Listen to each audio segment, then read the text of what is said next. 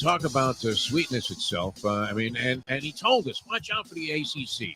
Yep. Remember how emphatic Jim Larinaga was when he came on the show last week, and he said, you know what? I've never heard him express this kind of anger. Frustration for sure, yep. Wow. That the ACC was being dissed by the NCAA committee. And what do they know, right? He's orchestrated the Hurricanes into one of the Cinderella stories now, only eclipsed maybe by St. Peter's. You believed in this team, Jim Larinaga, and the ACC, and congratulations. How much fun is this? How? Right to the moon. He was dancing. That was great. That's Jackie Gleason there, Defo. And that's what the ACC has done. How? Right to the moon with the three teams in the Sweet 16. The time. Wake up with Defo, joined by Lubie. Welcome to the Defo Show.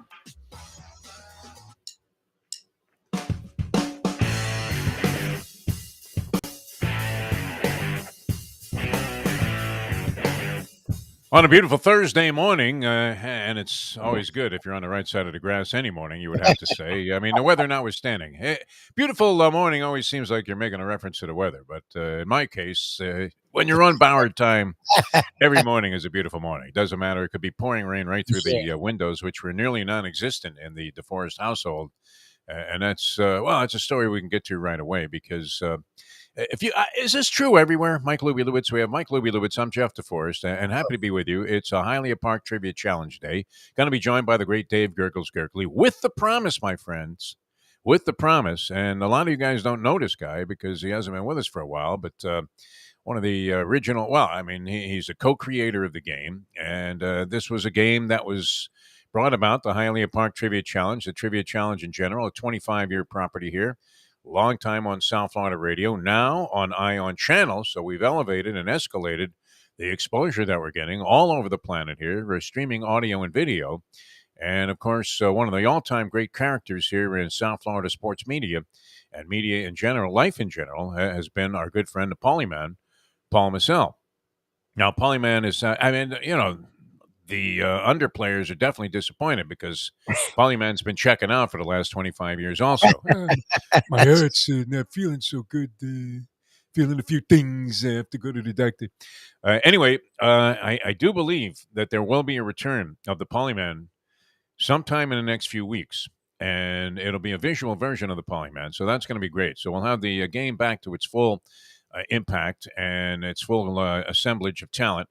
Dave Gergely is going to join us, and he'll be with us later on today. So we will have a little competition working here today, and the usual suspects, welcome to line up, and anybody else for that matter, at 954-417-0070. And it's never too soon to call in on the Trivia Challenge. Lubie always likes it. I do. Lubie doesn't care. Lubie's like, there's nobody on the line. Nobody to play. Show sucks. Oh, no, I hate it. That's another... But I want people there, but we usually get enough. Well, I do always, yeah. As a guy that, hosted shows back in the days when they were caller driven and caller centric, where, you were constantly looking to see if there was anybody on hold on the phone lines. And most sports talk shows that I was working had anywhere from, 4 was like a marginal number of phone lines, 4 to 8, maybe even. I never worked anywhere where they had 10 phone lines, Louis. Did you? Well, you essentially worked at one place, but what did they have? They had like 5 phone lines in that joint. Yeah. And you don't feel comfortable if there's even one unlit line. For a long time, that was kind of the MO of any sports talk host. Like, he would look on the phones and go, hey, what the hell is wrong with this town? And then you would travel to other cities. Now, that was specific to South Florida because, many people feel like, hey, if you had lived anywhere else, Deforrest, you would have been like a giant star. I don't believe that to be the case. But, and my shtick would have worked anywhere, I think. But I was here, and I love being here. It's the poor man's paradise. It's absolutely fantastic. But as a sports market, we've talked about this a lot. I don't think many people really can conceive of this. Even if you're here, you just don't believe how indifferent the sports people are here. They talk about L.A. being, blasé when it comes to sports. But, they have a zillion teams. Yep, and they're into it. Yep, and they're into it. 2 football teams, 2 baseball teams, 2 basketball teams that play in the same building, for God's sake. And so, they have a million teams. And then on top of that, they have top-notch college teams, UCLA, USC. in that city. So, I mean, if there's a little bit of indifference, all right, it happens. That's kind of the nature of the culture of Los Angeles, much more so than South Florida, where and the rap was always that, well, people come from everywhere and they have allegiances to their old teams and they really don't give a flying one about the local teams. Isn't that the like New York and LA are the two? Got to be more transient than Miami. Like literally, no one's born in New York or LA, and they're the two biggest sports towns. I mean, with Boston and Chicago. Like that's the thing. I always say what you say too. I'm like, no one's from here. Okay, that doesn't mean. Well, and we didn't have teams until like the late '80s in a couple of pro sports. So there was zero tradition, which and the Dolphins did have a loyal. I don't know that I would call it a rabid fan base, but a very loyal and substantial fan base that bordered on being somewhat rabid when the team was good. Yes, 80s and and then the last 20 years, they have neutered everybody. I mean, just castrated the emotion that normally would be associated with a Dolphin football team. And that's why I almost feel strange now bringing it up, like where, we'll spend some time with John Kajemi. You and I will banter back and forth about all these moves that the Miami Dolphins made. And you feel like, does anybody really give a shit about this? I don't know. There was a time, honestly, and a good friend of mine, I've mentioned him many times, the great Ed Kaplan, very astute sports mind and a guy that could dissect problems and get right to the chase. And he was a contrarian of sorts because he had oddball opinions about certain things that always turned out to be right in the end, right? He would say something and you say, man, that's bizarre, Kaplan. What are you talking about? And sure enough, when it all shook out years later, you would say, who was right about that?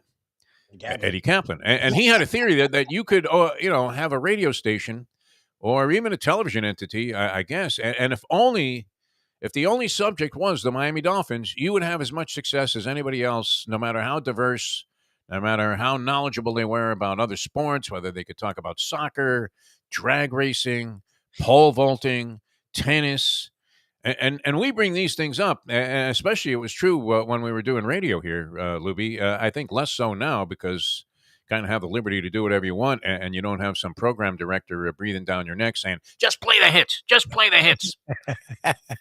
Nobody cares about the Miami Open, which has been fantastic, by the way. And I don't know that we really delved as deeply into it as we wanted to at Harvey yesterday because, we were talking about a bunch of different things, and I don't know if people are following this thing. This kid, Carlos Alkarez, have you seen him, Lubie? No. Oh, my God. I mean, he's the mini Nadal. I mean, he's of Spanish descent.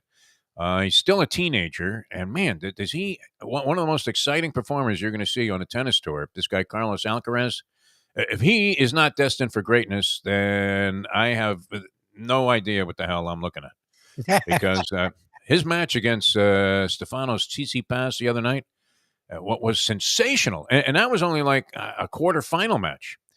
So this kid's really on a roll here. But the quality of it has been great. And yet I don't know why for years it was thought, I mean, why are you even bringing this up? If you were doing a local radio show, all anybody would be talking about today was that Bruce Arians, stepped down. Well, I guess he stepped up. He Peter Principled his way into the front office as the head coach of the Tampa Bay Buccaneers. And guess what? Is it coincidence? Conspiracy? Is Gisele Bündchen really running the National Football League? And she said, I don't want my Tommy to suffer any, and that man is not good for him. Did Brady come back because he knew Arians was gone? Is that possible? Todd Bowles ends up getting the job, so the people with the Rooney Rule are out there with the flags going, Black Lives Matter, Black Lives Matter. Yep. Maybe that's a bad association here, and not such favorable things. You would have to think very unflattering stuff about the whole Black Lives Matter organization, Lubie. I know you're a big advocate of equal rights, and I respect that about you, but I'm not sure that everything lines up in the right place there when you're talking about this whole Black Lives Matter movement. By the way, check with Jack also and see, I had some people in here, and I started to, I was going to go on this, I don't know that it's a rant, but just, the whole idea that, is it true that it's only South Florida where everybody in the service business is completely inept? Is that possible? Like if you find a guy that can come in here and like lay down flooring and get it right the first time at the right price, or put pavers in your driveway, install an air conditioning unit, maybe come and clean the unit. We have a good air conditioning guy. comes out here, gives us an honest count, right? He's not the kind of guy that immediately says, "Oh, how long have you had that thing?" There are cobwebs in there. Right in the coil. Yeah. I mean, we'll never be able to fix this. They usually give you something like that. I mean, it's also Scam City here, South Florida. I mean, the capital of all scams. Most of them originate right here where we live. But if you can find anybody who's competent in the service industry, now, we were supposed to have some storm windows installed, which we ordered 5 months ago when we bought this joint. Actually, yeah, 5 months ago we bought this place, and we ordered the windows right away because you're figuring, hey, who wants to buy a place? And then the first hurricane comes along, first tuft of wind, and boom. Next thing you know, I mean, they're blowing your ball way offline here, and they're also blowing out your living room and your kitchen. Don't need that. So we ordered the storm window. So now 5 months later, the installment was supposed to happen. They were finally delivered. Guy says he's coming between 9 and 10. So that means he shows up at 11:30. Of course. With a crew that then immediately needs to go to lunch, right? Yes. Can we use your bathroom? We want to put some stuff in the refrigerator there. And by the way, we're all going out to lunch first. I think we'll go across the street to the Sea-Watch. Right? Nice restaurant across the street from where I live. But anyway, it was, and they cover everything. So if I look a little strange, Jack, help me out here. Fine. I mean, does it look okay? Do I look like I'm on a tilt? Is the lighting a little off? Is the shot a little bit different? What do you think? Because you know me, the slightest change in anything, me, Mr. Creature of Habit, and it throws me way out of my game. It does. So, and you saw what happened when I first turned the stuff on here this morning, Lubie. It was like, hey, Defo, where the hell are you? There was no picture. So what they did was they came into the rooms where they were going to be installing the windows. It was a total of 3 windows, one downstairs here where I am, one on the middle floor, and one upstairs on the 3rd floor. They come in and they say they have to cover everything first because dust is going to be flying, asbestos, all kinds of crazy stuff. I mean, whatever it is that they find inside these walls, it was going to be flying all over the place, right? So, okay, good. I'm happy because you have somewhat sensitive equipment here. Would you deem that to be sensitive? The computer, you got the camera here, you got some lights. Please be all kinds of stuff. The microphone, I guess. This microphone, you could probably fire it against a wall 100 times, drop it into the ocean, and it would still be good. Yeah. This thing seems to have some, real character to it. Yes. The rest of the stuff could go on the fritz at any time, correct? It all could. You have to treat it all carefully, please, God. Just treat it all carefully. I do. I mean, I baby this stuff. I mean, the other day, the Mustang was in here. She might have had a few pops, and this stuff is awkwardly set up in this room that we have downstairs. And, of course, she tripped over one of the lights and knocked it into the wall. Oh, Jesus. And I immediately had like a heart attack.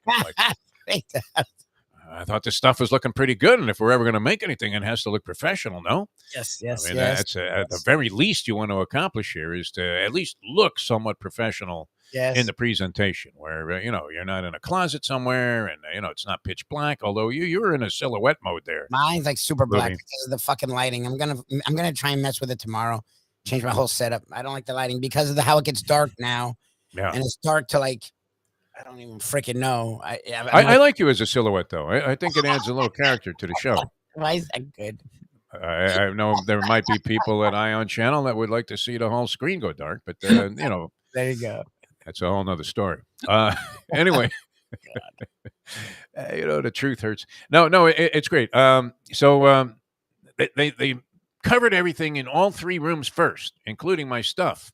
Okay. Which I couldn't even watch this, I mean, I was like, I went for my walk of life during that period of time because they also were going to be here all day with some kind of thing that even Con Edison would have banned because it made too much noise, some kind of jackhammer that you need to install these storm windows. So I go for the walk of life. I come back. I see the stuff has been adjusted. Everything's been collapsed. The desk here has been moved against the wall. Everything was pushed around. And the Mustang sees me and says, good news, bad news. I said, what's the good news? Says they're installing the window upstairs in the bedroom. Great. Nice. What's the bad news? The other windows don't fit. They're the wrong size. So they come out here, they do all of this stuff, and then, of course, there's no installation, and I don't know where are they getting these windows from some occupied region of the Ukraine? Is that where they're coming from? Because I don't know. I don't even know. I'm not even sure what year the guy put down on the paperwork to say when he was coming back. Oh God. If he's coming back. I guess he's coming back because I think we financed these things deliberately so that the guy didn't run off with all of the cash to Costa Rica right away. As you see a white truck with some banner from a flag from another country, and they're all heading south to the Keys there, where they're going to catch a boat and they're going to be out of here with your deposit. Because if you sign up enough jobs, right, and you just take the deposit money, you can go to the Dominican with like $100,000 and probably live like a king the rest of your life. So who needs to install these windows? But it's not specific to the storm window installation people, and I'm sure they're very competent people. Has anybody ever had any service job in South Florida that went smoothly? Because if you have, keep those guys forever. Recommend them to everybody. Make sure they get all the jobs, because the ineptitude here, and people don't even make excuses for just being a complete failure at delivering what they promised in the service industry. They don't care. It's like, it happens all the time. You're like, all right. So anyway, I guess, the word was like another 5 weeks, which when's hurricane season? So like coming up, right? It's like right around the corner. What if we get hit with a whopper right away? We usually ease into the hurricane season here in South Florida. Not usually a threat right away, like June 1st when it starts. Okay, hurricane season. The only threat is coming out of your television. News people who are sitting there, in a bomb shelter as they're doing, the broadcast, saying this is the only place that it's safe here in South Florida right now, right? So anyway, that was my experience. So it was a washout, literally. The storm windows, very expensive storm windows. And how is it that they always do that, right? Who measured these things in the first place? The same guy. What, do you have a different ruler? I don't know. What was the element there that was in play, the same thing that was timing those guys in the 40-yard dash at the combine?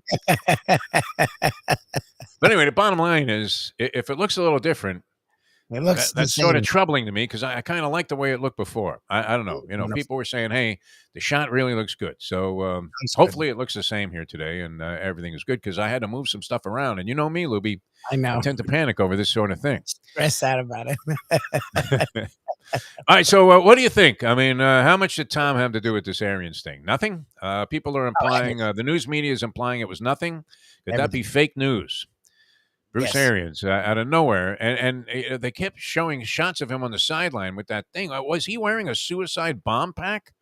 Did you see that thing that he had? No other coach has this giant thing. And now, was it something that regulated his heart? I don't want to end up in like a Will Smith, Chris Rock type of arrangement. Yeah, he has health issues. We know that, and he was on. You talk about borrowed time, but if it seemed like he was going to do this for another year or two, it feels like Brady sped it up. I mean, that's what it seems like from everything I've read. It's kind of like using old school equipment. I don't know. When I first started broadcasting games, they would have headsets that weighed like 100 pounds, right? And it was like you were putting 2 rocks on your head, and the microphone sucked. They were horrible, right? They were always distorted. I mean, and like Roger Maltby, we were talking about the other day, who's morphed into the golf announcer, who looks like Wilfred Brimley running around on the golf course there as he's following. And imagine how they will attach Roger Maltby. Is he with CBS or NBC, Maltby? I think he might be an NBC guy. I feel like so he wouldn't be involved in the Masters there. Hello, friends. But, I mean, what is this going to do? Is CBS paying Tiger Woods to jump in there and play a couple of rounds in the Masters, shoot a couple of 87s, and just, get out of town there, take the private jet right out of there, pick up John Daly at the Hooters on the way out of town, and next thing you know, he's back in South Florida? Because he did play around there, Lubie. You were saying he just walked the course. He did play around. I didn't say anything. I just heard that he had walked it. What the hell did he shoot? How is that not being reported? Did he shoot a 68? I mean, is it possible? I'm happy he's in the Masters if he indeed goes, which it looks like he's going to give it a shot, doesn't it, Lubie? I mean, I guess, yeah. 50-50? If he's letting himself be filmed there, he's not doing it for shits and giggles. Like, he's Tiger. I don't know if he was letting himself be filmed there. I think there was some pirate video, man. This was like something that came out of the Fillmore East, this video of him. And I don't know. Was it real, or did you see what your boy Donnie had going there, where he faked like that he got a hole in one? You didn't see him take the shot, but you saw him pick the ball out of the hole. And the 5 guys that were actually, supposed to be on the green were all applauding. As Trump, by the way, a tough time bending down. I mean, I'm no, Mr. Gumby here in terms of flexibility, but it was all Trump could do to take the ball out of the hole. Do you really think he aced the hole, Donald Trump? Anybody could do it. I mean, it's possible. Blind luck could lead you to an ace. Oh my God! It's funny because we had what's his name on, the writer, and he literally joked about golfing. His joke was comparing Clinton to Trump, and it was like, Clinton would do this, but Trump would like steal your home. Oh yeah. And it's just funny that why would you fake? Like the point of getting hole in one is for you. That was Rick Riley. Rick Riley did that because the acerbic Rick Riley. Both were criminals, and he's like, yeah, they were criminals, but like in this sense, like Clinton would fake his golf score, and Trump would take your wife. Like but he would cheat at anything. I do believe that he would cheat at anything. Whatever. I'm not even trying to get political. I'm just saying like. That's weird. Like, why would you do that? Like, the reason a hole in one's cool is because you did it. You did it. It's something you achieved. To just tell people you got a hole in one, anyone can do that. Like, why would you? Faking a hole in one makes no sense to me. Like, of all the things to fake, like. Yeah. It's like bowling a 300, right? Yeah, where you filled in the first 11 strikes and you finally got a strike on the first ball that you threw. And look at that. You didn't do it. Who gives a shit about telling people, like, whatever. Okay, that's a whole. I don't know. Maybe he did it. But that's a long way away from what we might expect from Tiger Woods. Tiger's going to be like a sponge for, just wasted cash, I think, in terms of betting the winner of the Masters. So that's going to increase the price on everybody else. So I want him in the tournament. Really, selfishly, I want him in the tournament. And by the way, I don't know. I guess, I'll be able to lay down a nice Masters bet while in Atlantic City this coming weekend. So there you go. That'll be another way to lose my money. You can do it officially. How do you not play this guy, Scotty Scheffler, man? The guy's winning everything. 25 years old, came out of nowhere. All of a sudden, he won his first tournament this year, and he's won like 3 of them now in a span of 5 weeks. Maybe I might even be a 4th. So he just won this match play event that they had, and here he is. He's going to be in the Masters. I don't know. Is this his first Masters appearance? I'm not sure. But could get it. I'm going to go with Victor Hovland, although did he tail off a little bit, Lubie? I was going to say that's the guy you've been talking about, and I actually steady as a rock, yeah. Other golf experts talking about him. So I'm like, oh, look at Defo. It doesn't qualify me as an expert. It could qualify me as a total chump. What are you talking about? But at least he misses the cut. He's not a random. That's positive. If you want to be humiliated or humbled, maybe you're riding a little bit of a high, just start gambling. Oh, yeah. It will humble you. I mean, no matter how successful you are at it at first, eventually you will be brought to your knees, praying in front of the gods of gambling, please let me stop.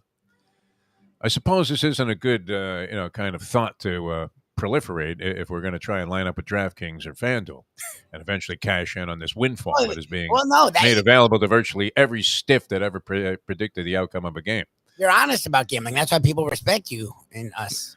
It doesn't mean we know how it goes. I mean, come on. Nobody wins consistently and forever.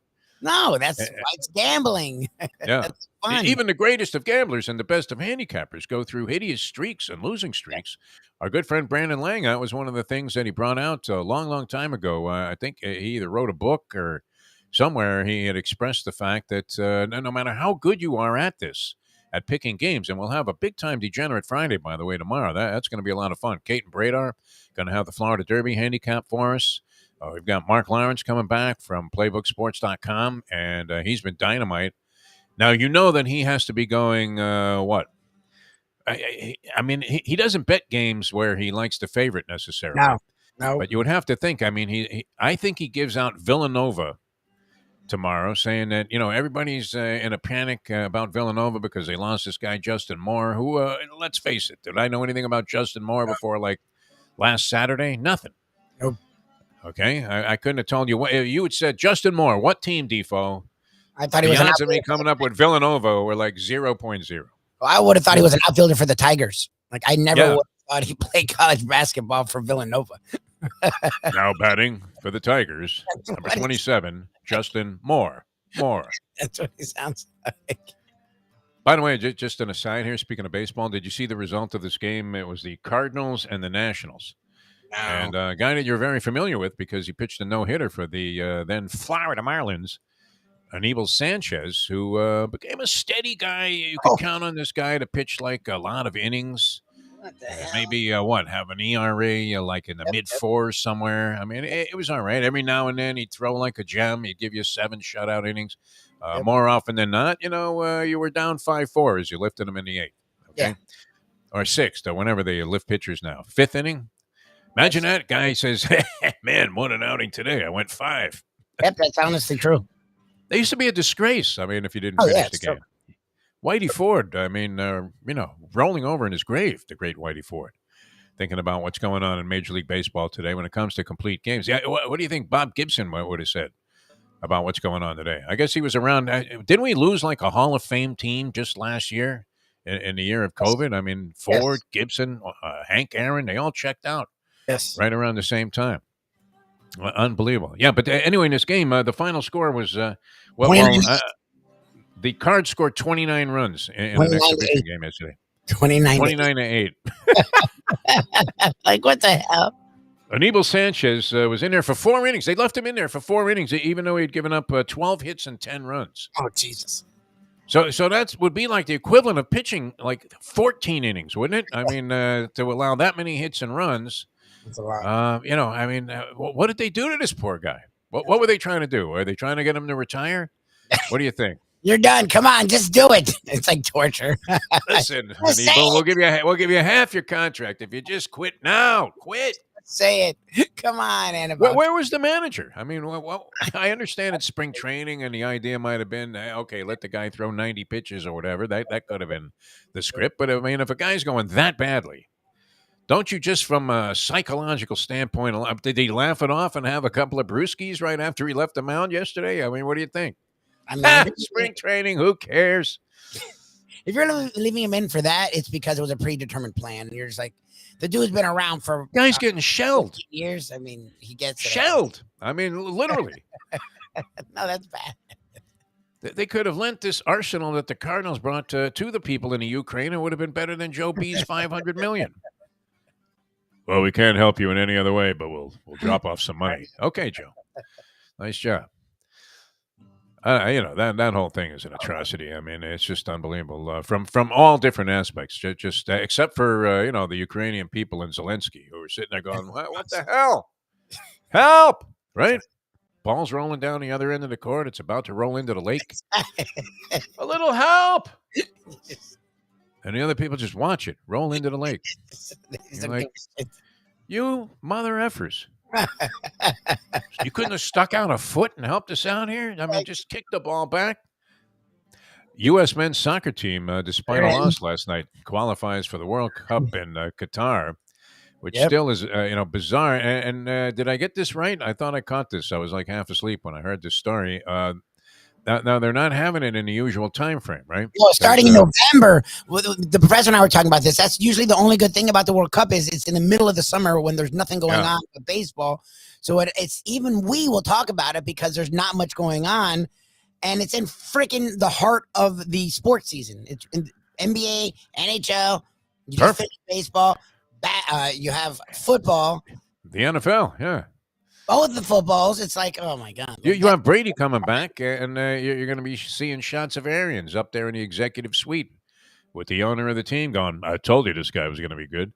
Oh, and every AFC team is a playoff contender. Like, that's when you have the World Cup. Okay. I mean, I don't know how much American eyeballs. I mean, it's not like it's going to change my life. I would say I peripherally watch some World Cup play to try and figure out what it is that I don't like about soccer and see if we tried that thing out with Mayo in the Skyline Chili. Look, I condemned it in the very beginning, had an experience there that I thought was less than favorable, and I was not inclined to go back 30, 40 years later.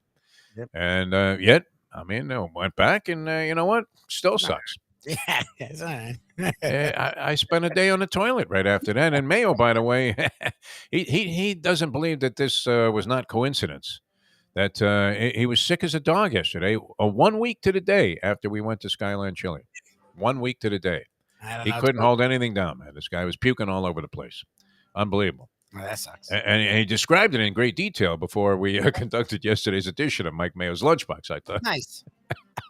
Yeah, let's go have lunch. All right, we're going to do the trivia challenge. That's coming up.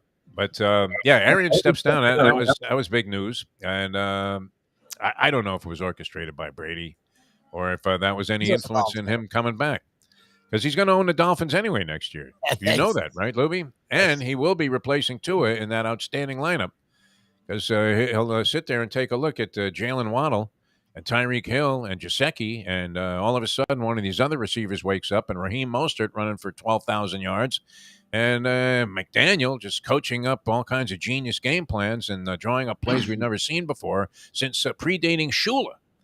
And sure enough, Brady will end up owning the team, and he'll decide, it's my team. I'm going to be the quarterback. It's over. So you have that to look forward to. You heard it right here first on the Defo Show. There you All right, go. we're coming back. Dave Gergely is a handsome gentleman that just popped up on your screen. Gergles, how are you, my friend? Doing wonderful. I did hear news about the U.S. team and their loss to the Costa Rican team. Apparently, some of them got some bad Novocaine at the Costa Rican dental clinic over there, and that could have cost them the game. But Long-time and sponsors, will Tom our friend Brady? Andy This Slater, is your. yeah. This is it. No. This is while you're still on the air. This will be a question for you in a few years. Will Tom Brady be the first person ever to be on the game day program of the Dolphins cover and AARP cover? So watch for that. Pretty close to being there now. Yeah, I mean, Not far, I would definitely take yes on that proposition. All right, Dave's going to join us. We'll have the trivia challenge, and you can dial us up 954-417-0070, 954-417-0070, and you can compete for fabulous prizes, including Lubie's contribution to the show, which is a Landlubber's gift certificate. Alex Sufrene and his people. Wow, what a great place that must have been. For the Were tourney. you in there for any of the baskets? I was there last Thursday, and it was. Oh, you packed. were? Okay. Yeah, that's when we do our trivia. It was right in the middle of tourney time. It was great. They got a great crowd. What'd you have? The garlic parmesan wings over there? I had a burger. Their burgers are actually really good. They do a really good job with the burger. But then we had things. Great job over there. They're on it, and every TV, because Ken and I were watching something like, oh shit, the game's not on, and right when I was about to ask, like a dumbass, because it's Landlubbers, the Pam, who's the GM, is already changing every TV. I'm like, well, of course, it's Landlubbers. Yeah, they know what's going on there. Alex Sufrene, I mean, Dave was great. I mean, he used to do this when he was hosting events over at Schuler Steak too, and no better MC really than Dave Gergely. Those people on Norwegian cruise lines, I'm surprised they didn't enshrine you in their cruise line Hall of Fame for the jobs. Well, that was a great gig, and I appreciate that. But I did have one fun one at Steak 2 with the World Cup. We have several Hispanic fans as well. So we had the top area of Steak 2. We had it on Univision, and the bottom area, we had it on regular NBC for the Gringos. Well, Univision was 3 seconds ahead. So up top, you hear, oh, down the bottom, what's going on? Yeah, so it was fun. Little post-race handicapping, punching tickets there at Biscayne Kennel Club just after the race has been concluded. Well, and it's interesting too because all of a sudden there's rabid interest in soccer when nobody cares about it at any other time, except where you are, Dave Gergely, Hialeah, Miami Lakes, right there. I mean, people actually go out and play soccer by choice. I mean, they could play any other game, and you see them getting together. I always see people out there on those soccer fields when I used to be in that area. Absolutely. And as a matter of fact, it led to another thing, kind of an aberration, something called foot golf, where they play with a soccer ball on golf courses with a big golf hole, and that's taken over, and that's kind of a rising sport, although we don't have it here. Best game I've seen in terms of a hybrid adaptation of soccer. Have you seen beach volleyball done soccer style, where they handle the ball not with their hands at all? It's all off the head and feet. A lot of bicycle kicks and a lot of people with a face full of sand also. Yeah. But I mean, it's remarkable. I've seen it sometimes. I guess it was up big in Delray Beach. They might have even had a tournament with it. And it's amazing that one guy could do this, much less a series of teams that could formulate the field for a tournament. It was pretty remarkable to see. It wasn't two-man. They had like, 6 guys maybe on the side. Yeah. But, wow, it was absolutely amazing to see these guys be able to control the ball like that in the sand and play a game of volleyball while handling it as if it was a soccer ball. I keep coming back to the same thing, Dave. I don't know how you feel about it. I'm not sure you're a big soccer guy, but every time I get involved in a World Cup, at some point after watching maybe portions of a couple of halves of games, I'll start screaming, "Pick it up and throw it already! Just pick it up and throw it, please!" Right? I mean, I think our esteemed colleague who is scheduled to appear one of these weeks, the Paulie Man, said it best. It's just little men running. That's little it. men running in shorts. Yes, exactly. No, it's pretty much it.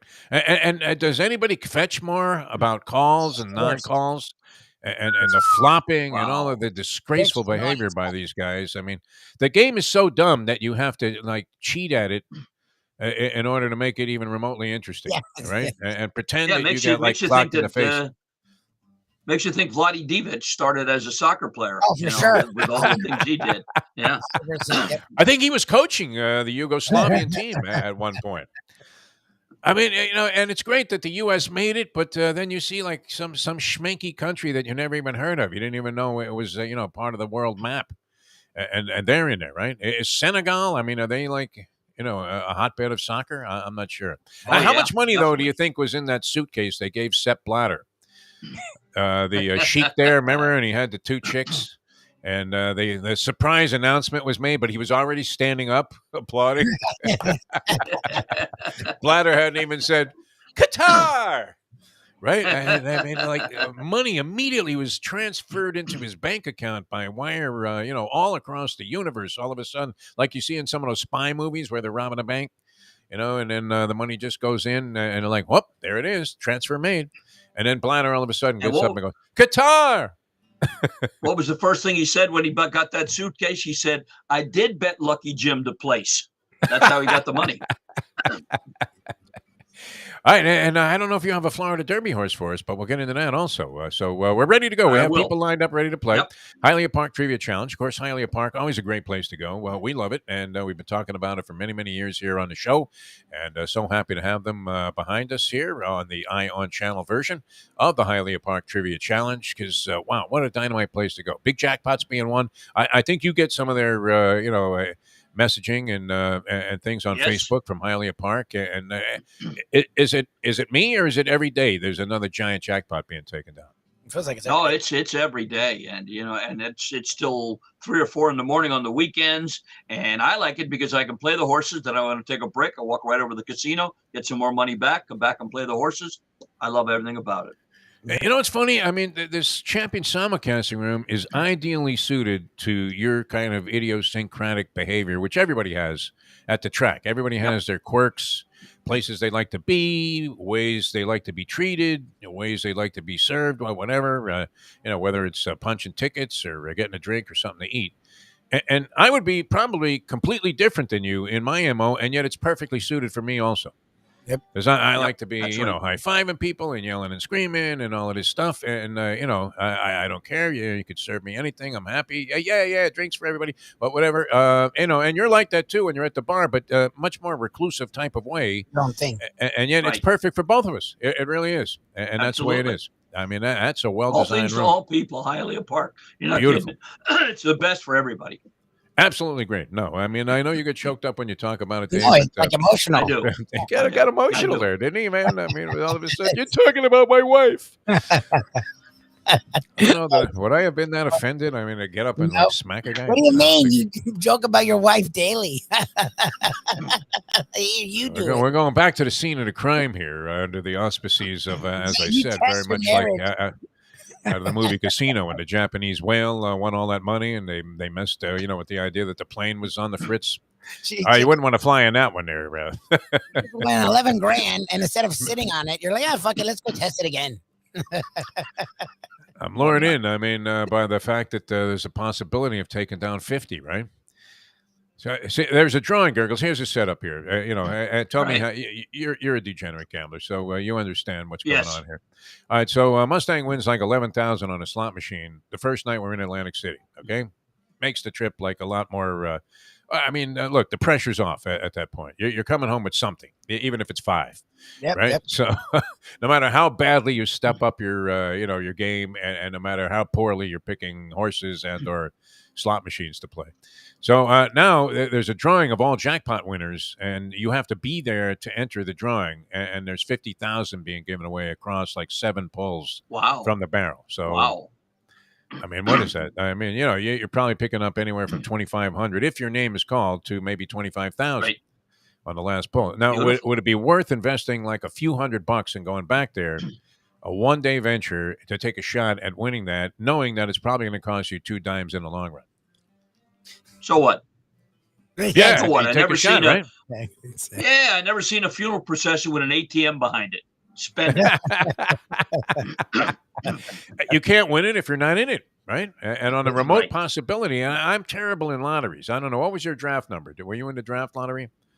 Yeah, but I was in the 300, so I was good. Okay, yeah, I was like 286 or something like that. And that's the only time I ever had a favorable result on any kind of gambling of that nature, right? I've never hit like the, lottery here or anything, obviously, or even the Fantasy 5, which, that you pick up 100,000 or so and something like that. Nothing. I've never had any luck on any of that. I don't know. You do have some good fortune in those situations, do you not? Yeah, I'm way back in the Pennsylvania lottery, the very first year it opened, maybe 30, 40 years ago. My dad had passed away. We lived at 929 East Sycamore Street. The very first day, the cash 3 number was 929. Oh, nice. My mother didn't have a nickel on it. I didn't, but my next door neighbor who lived at 929 and a half hit it for 2,000. So go figure. Oh, so he went under the hook. Excellent. Yeah. Yeah, I've been no luck in this. So I don't know. Does the luck change because we're taking this shot, or is it going to be you're just literally like walking into a burial? It's a trap. No. This could be the Trojan horse by of all means. degeneracy, the lure back to the casino for the supposed fantasy of winning a drawing for $25,000 to $50,000. But we're going to go ahead and take the shot, so that'll be good. Otherwise, I'd be in Hialeah Park with you, punching away on the Florida Derby, which is going to be great simulcast there. All right, ready to go. We're going to come back in a moment here, and we'll start the Hialeah Park Trivia Challenge. You can dial us up when the line is open at 954-417-0070. He's Mike Lubitz. That's Dave Gergely coming to you from the Miami Lakes area and the new Miami Lakes Golf and Country Club, right? Golf club. Something like that? Perfect. Got it pretty good. Yeah, Miami Lakes Golf Club. Yep. How many years do you think it'll take me to get the name right? I always butcher it. Yeah. What do you think? Doesn't matter. We'll change It's it. not that back by then. complicated, right? No. All right. I'm Jeff Deforrest. The storm window free Jeff Deforrest here is. You believe that? You ever have a service company that came out, did the job right the very first time? I mean, it's pretty rare here in South Florida. Yes. Yeah? I have a mechanic in Hialeah who literally comes to the golf course, picks up my car, takes it back to his house, fixes it, and then drives it back. I just did it 2 days ago for my 50,000-mile checkup. Yep. That's amazing. By all means, I've been lucky there. Yeah, you do. You have that kind of luck. That's how you roll. You know the right people. Dave Gergely. All right, coming back with more in a moment. And we'll start the trivia challenge from Hialeah Park's, beautiful image that we are pleased to be representing here on the Defo Show. Back in a moment with more. Now that. The time. It's 7:44. It's Tony Segreto here. Let me ask you a question. What do you look for when you go out to eat? Good food, obviously, friendly atmosphere, not too loud, but good energy, reasonable prices, and a place where you feel comfortable. You're talking about the Texas Roadhouse. Good for a family, good for a date, or just a night out for yourself, and prices that will make you extremely happy. Their ribs unmatched. Steaks hand cut every day. Everything, and I mean everything, is made on site, including their incredible bread. Trust me when I tell you, Texas Roadhouse, your restaurant, your destination when you say, where should we go and eat tonight? From the newly renovated sports bar to the beautiful bayside views captured at the Tiki Bar, Jimmy Johnson's Big Chill has it all. Located at mile marker 104, the Big Chill also offers waterfront dining while experiencing breathtaking sunset views of the Florida Keys. It's simply the hottest spot in the Keys to cool off. That's Jimmy Johnson's Big Chill at mile marker 104 in Key Largo. For more information, call today at 305-453-9066. Any time of year, things can happen to your home or business, and the insurance company can be your friend, but they also can be your enemy. Horizon Public Adjusters, Justina Testa, are here for you to help this process go so much easier. 7 to 10 times more money recovered with a public adjuster than if you went on your own. If there's no recovery, there's no fee, or you call your insurance company. Call Horizon Public Adjusters and Justina Testa at 954-809-8752. The winner to organize the 2022 FIFA World Cup is Qatar. We now return to the Defo Show right here on Miami Sports. That had to be a substantial amount of cash that went along with that decision. That was great. Way to go, Sepp, man. It wasn't like he tried to hide it either, right? I mean, he walked out of there with a couple of those babes that were with the Sheik earlier, and they realized that Sepp probably had more money than the Sheik did after he had drained his account. All right, welcome back to the show. Hialeah Park Trivia Challenge, going to get the game underway. Dave Gergely has a series of brain-twisting and teasing questions, and you guys know the gig. 954-417-0070 on the phone lines. So, Dave, I mean, in honor, and he has vowed to return. I spoke with the polyman. Yeah, I'm coming back. It's only a matter of time and a couple of things with doctors and lawyers, and then everything will be okay. So he's coming back, the polyman. We love him, and we can't wait to have him back here. And I think it's going to be in full visual and video splendor also on the program. You know, I mean, one thing at a time. Let's work on the return first. But Dave, I don't know if you want to go traditionally with the start of the game in honor of the polyman, but feel free to offer up your first question. Yeah, easy baseball. Oh, this beautiful. catcher and amateur philosopher is credited with the following quote. You know, a home opener is always exciting, no matter if it's at home or on the road. What was that? Dale Berra, Walter Guerra, or Pancho Herrera? Oh, excellent choices there. All right, Libby, roll the scrambler. We'll pick our first player. Now a perennial contender here on any edition of the Hialeah Park Trivia Challenge. Ron, welcome to the program, man. The Defo Show. Hello. Good morning, fellas. Let's go with A. Good morning, Ron. Good choice, man. I mean, these guys are very sharp. When was the last time we fooled somebody with the first question, the toss-out quote? It had to be years and years ago. All right, yes. One going for two here, Ron. Excellent start. All right, Ron, college hoops, true or false? Believe it or not, University of Miami, who made a great run in the NCAA tournament, with all their roster, had just 2 players on the roster from the state of Florida. True or false? Let's go true. No, it's false. True. I think they had 0. Yeah, 0. Yeah, none from 0. That was a New much Zealand, special. Greece, Australia, the Netherlands, Detroit, Chicago, Philly. Nobody from Florida. That's crazy. Pretty amazing. Yeah. All right, one going for 4 here, Ron. Okay, we got the Florida Derby coming up. Let's give you one of those questions. Which of the following Kentucky Derby winners did not first win the Florida Derby? Spectacular Bid, Big Brown, Swale, or Secretariat? Which did not win the Florida Derby?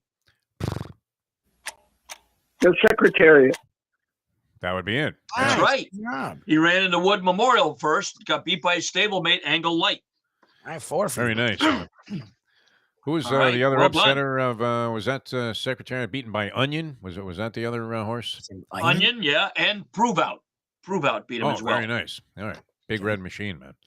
All right. Good job there, Ron. You know your horse racing. And then, of course, a tribute to the fact the Florida Derby will be conducted this Saturday at Gulfstream Park. And you can bet and wager on this thing at Hialeah Park. In fact, it might be, I don't know, is it going to be a price to get in to Gulfstream, Florida Derby? There will be. There's general. At Hialeah Park, you can get one of those nice little carousels that I sit at, your own TV, $10 for the whole deal. And you got the 60-inch TVs in front of you. There's no charge otherwise for general admission, but just for those little seats for $10 is well worth it by all means. Oh, no, Gergel's like, you like to zero in on this thing. It's almost like you're, in some kind of Zen unison with the gods of gambling and that little screen.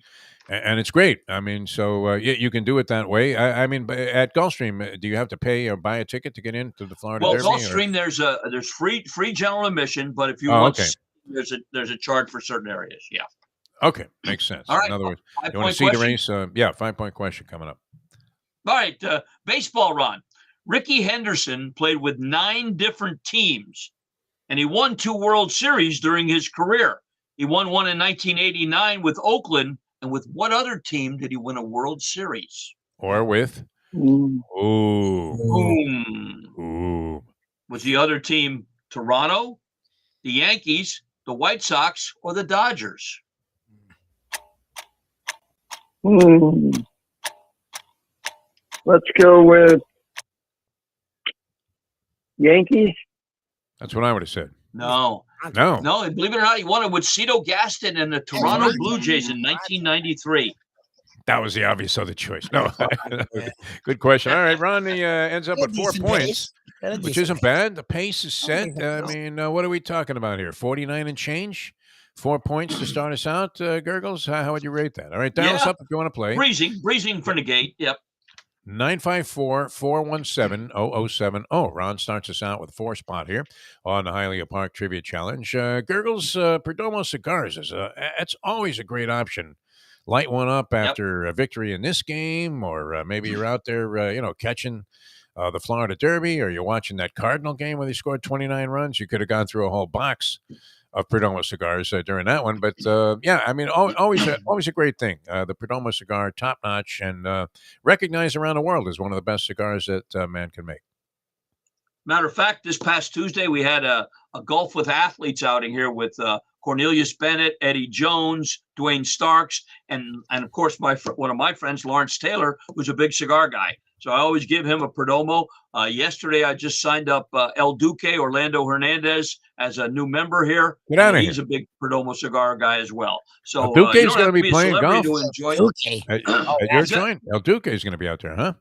Yeah, well, El Duque's a member here. He's a good golfer. Him and Levon are very good golfers. How's his English? As a matter of fact, in both cigars, he must get a lot of Duque's, spin. Yeah, a lot of spin on the ball. Yeah, he does. And he's a big cigar guy, and you don't have to be a celebrity to enjoy a Perdomo cigar. Go to 5150 Northwest 167th Street off the Palmetto on the south side, a little east of Home Depot, Monday through Friday, 9 a.m. to 6 p.m. Go see Nick Jr. The whole family's involved in them, and they make them perfect one at a time. Perdomo Cigars, 305-627-6700. You can't get to Nick's place, or it's on the weekend. Any tobacconist worth their salt will have them. So go online, www.perdomocigars.com, to find the retailer near you that sells these great cigars. So when this weekend, I think in the Florida Derby, we got a horse that we're going to play a little bit. We're going to play a little trifecta. Classic Causeway, all O Captain and Papa Cod, and all Classic Causeway, O Captain and Papa Cod. And when that happens, or even if it doesn't, put something great in your mouth with a cigar from Perdomo Cigars. I was thinking maybe you light one up and I go Red Auerbach if they call Sally Deforrest. Oh, my God. Yes. Ooh, with the last pull for 25 dimes, Atlantic City, right around 9 o'clock at night on Saturday. There may be some kind of seismographically measurable reaction all the way here in South Florida if she comes back with 25 dimes. Now, if you won 25 dimes on Saturday night, what kind of bankroll do you bring to the track on Sunday over at the Borgata? What do you think? You take a dime over Sunday, there? I mean, normally I bring like $300-400 to the track. Sunday, don't forget, is the mandatory payout at Gulfstream for the Pick Six for the Rainbow. Okay. So you I might have to catch a plane before they decide that, but I could certainly punch out the tickets, and then I'd have to. Of course, you can always go back. I'd be back there for a third weekend in a row trying to cash in that. What's wrong with that? But I'd be worried the whole week that I was going to lose it. All right, let's play another before we hit the top of the hour here, and then we'll try and play a few more after that with Dave Gergely, the Hialeah Park Trivia Challenge. Very good start here. Ron with 4 points, sniffed out Secretariat. Dave, your next set of questions begins with? All right, golf. The Masters coming up. This avid amateur golfer on his rather inconsistent game said, if I hit it right, it's a slice. If I hit it left, it's a hook. If I hit it straight, it's a miracle. Jerry Smith, Mike Smith, Bubba Smith, or Bubba Watson? All right, Louie's going to roll the random phone scrambler here to select our next player.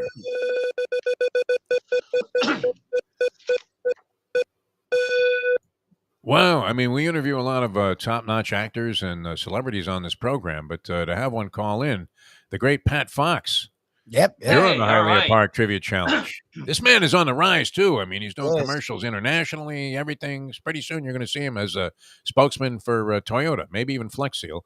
Pat, welcome to the show. How are you? Hey, A is correct, Pat. Very good. There he is. All right. Hey, Pat, good to hear from you. Anyway, Jeff spoke about it before. Soccer, true or false? Believe it or not, Egypt's Mo Salah, while lining up a penalty kick against Senegal, was suddenly blinded by 3,000 laser pointers and missed the penalty kick, allowing Senegal to advance. True or false? Oh, Jesus. It sounds so far-fetched, I'll say true. That Yep. is true? It is true. Get out of here. It is Come true. They on. showed the laser How is points, that the yellow true? laser points on his face. Well, it's not. They're investigating it, but who knows what's going to happen? It worked that day. Was he wearing a FanDuel shirt as this occurred? Eventually, All right, Pat, let's something's go. got to happen there. You know, the symmetry is not necessarily always going to be so cohesive with sports and gambling. But, that's for the future. There goes our FanDuel shot again, Lubie. All right, 3-point question coming up. A chance for 5 and stay alive for the sweep here, Pat. All right, Pat, let's go back to March Madness. The lowest seeds ever to make a Final Four is number 11. There were 5 teams that did it. Which of the following was the first number 11 seed to make the Final Four? LSU, George Mason, VCU, or Loyola of Chicago? Which was the first to do that? Well, No, they were actually 2018. LSU did it first in 1986, way back. Andy offers this piece of wisdom. The guy who had the laser that he blasted in that penalty kick taker's eyes had the under in the game. Wasn't there always a scare that like some guy was going to, throw some blow dart, through a tube as a horse was coming down the stretch and was winning by 5 and just sort of knock the horse out for a little while and then everybody else goes by? I don't know. I mean, that seems bizarre, that somebody was able to pull that off. All right, 5-point question here for you, Pat, and a shot at 7. Hi, baseball, Pat. Opening day coming up. Which pitcher gave up a record 11 walks in an opening day start?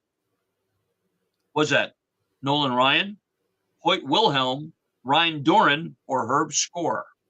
I thought it was Steve Barber. I would have been my answer. Steve Barber. I remember him, yeah. Yeah. Who was that, Pat? Ryan Doran. Ryan Dorn. Ryan Doran. No, that makes sense. He was wild, but actually, you have to go way back to 1957. Herb Score gave up 11 walks in an opening day game. I think I was there that day. Actually, went 11 innings. Maybe in the finals. Nice and cold. Was he pitching for Cleveland, the White Sox, Herb Score at that time? Yeah. I And, think he was the White Sox. He's the one, isn't he the one that got he got injured? hit by the line I drive. think Yeah. by a line. Yeah, by a line Yeah. drive, right. What was that? Gil McDougall put one through the box. Exactly correct. Yeah. Yeah. Yep. No, that was an ugly my scene. bonus question. I still have a vision of the newspaper the next day, although I can't picture the team. I want to say White Sox also, but I thought Herb Score also was with the Indians. Cleveland. And, he was with yeah. both. Yep. And he had the big eye patch over his eye, like a big white eye patch. And you thought, wow, I mean, how horrible is that? Because it didn't happen that frequently. I mean, luckily throughout the history of baseball, it's been a very rare occurrence where a line drive has, clipped somebody like that. All right. Pat ends up with total unworthy of being in the finals. But nonetheless, didn't Steve Barber, he had a no-hitter where he walked like 12 guys or something on opening day? He may have. That one I don't remember. For the Yankees many, many years ago. But I don't know if he even went the distance in that game. It might have been like a 4-pitcher combined. No. But they walked some atrocious number of hitters in that ballgame, and it took forever. And it was played in like 36-degree temperatures. That may be completely wrong, but that's the way I saw it. Anyway, good stuff from Dave Gergely. We'll try and play a few more and then go to the finals of the Hialeah Park Trivia Challenge later on. Sure. In the second hour of the show, we'll also talk to our good friend Blake Chadwick. And you're saying, Blake Chadwick, the wrestling announcer? Yes. Believe it or not, he's so diverse, Gergels, that he knows pro wrestling like he was the second coming of Gordon Soley, and then is an expert on NCAA basketball. Like Wow. knows every detail of this stuff. Great. It's like talking baseball with Bill James. I mean, it's unbelievable. So he's going to join us later on. All right, we'll play some more contestants in the trivia challenge as well. If you'd like to dial us up, 954-417-0070. Keep Lubie busy is the name of that campaign. 954-417-0070. Dave Gergely. I'm Jeff Deforrest. He's Mike Lubitz. The Defo Show here on Ion Channel, where you can be crowned a champion. Can you imagine, people? It's like getting the WBC belt. Yes. Great from Jose Suleiman, if he was still alive. Jack very much alive here. Does the shot look all right? He never said. You look fine. I told you look fine. It's not going to look different than anyone. You look people, fine. they moved everything around. I was mishugging this morning. Absolutely out of my mind. You know me, Techno Joe. You see me in panic many times, Gurgles, right? The stuff doesn't work. Yes. I would have thought though, behind you where you had the poster with Klitschko, I thought you would have had him versus Putin on the back. Yeah. That would have been a nice, it'd be a nice fight. I mean, this was a little softer fight here. That Danny Williams fight was a complete farce. And I do remember, and I've said this many times, I remember the British people who travel like, no other contingent of sports fans. And you see this probably in other sports, but in boxing, they'll fill like the entire arena to see Klitschko against this stiff Danny Williams, whose lone claim to fame was he was able to stop Mike Tyson when Tyson tore his anterior cruciate ligament during the course of their 3-round fight, which Tyson probably was about to knock him out in. Right? So he gets a title shot and he gets clobbered. I mean, and these guys were sending it in the sports book, Gurgles. I mean, like 25,000 on Williams, 50,000 on Williams, and they were betting it in pounds also. So, it was like double that amount of money. It was incredible. And, of course, the guy had no chance and he got knocked out by Klitschko. But that's the way it went. All right, coming back with more in a moment here on the Hialeah Park Trivia Challenge portion of the Defo Show here on this fine Thursday. Tomorrow, Big Time Degenerate Friday. One of your favorites, Gurgles, Kate and Brad are going to join us on the show. Give us her cap on the Florida Derby. She's always great.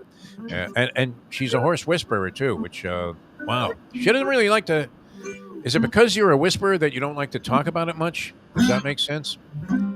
That does make sense. She's like Gergs. She's like Gergs. Yeah, Gergs doesn't like bragging. He just kicks ass. It actually seems very similar. Very similar, right? But she gets it straight, literally, from the horse's mouth. She does. Incredible. And she's really weird. I've seen her on the back. When we used to be at the track, I would see her down there, and she'd be like doing a thing and talking to the horses. Yeah, she goes, "Hey, Central Causeway." To it. And I was like, "Okay, Kate, whatever you say." Should I tell the people to back wheel you today? Yeah. Yeah, and you and I are just the opposite. We could be seen at the track talking to horses' asses. That's a different matter. Yeah. Which we'll continue to make of ourselves as we continue with the Hialeah Park Trivia Challenge in a moment. Now what a great segue. That was great. That's why he's Gurgles, man. It's 8:03. Poker is your game. You're covered in style. And you can play all your favorite Vegas-style games, including blackjack, craps, and roulette in Hialeah Park's sizzling hot casino. Get a player's card when you walk through the door for all kinds of generous amenities, including our favorite, free play, when you come out to the ultimate casino and entertainment destination, Hialeah Park. These days, we're all looking for comfort anywhere we can find it. Thank goodness for Landlubbers, Raw Bar and Grill in the Plantation location, because they are making sure you are as comfortable as possible. You're going to have the best wings in the world.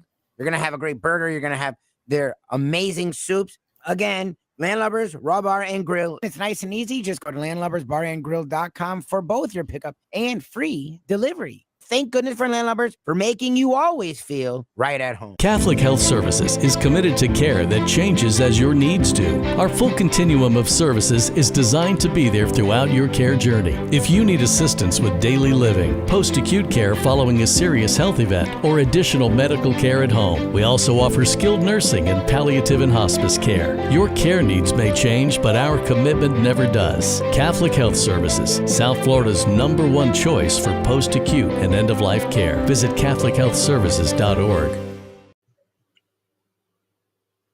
You can't fake caring. Women can sense this immediately. You don't really care. You didn't really want to do any of this. We now return to the Defo Show.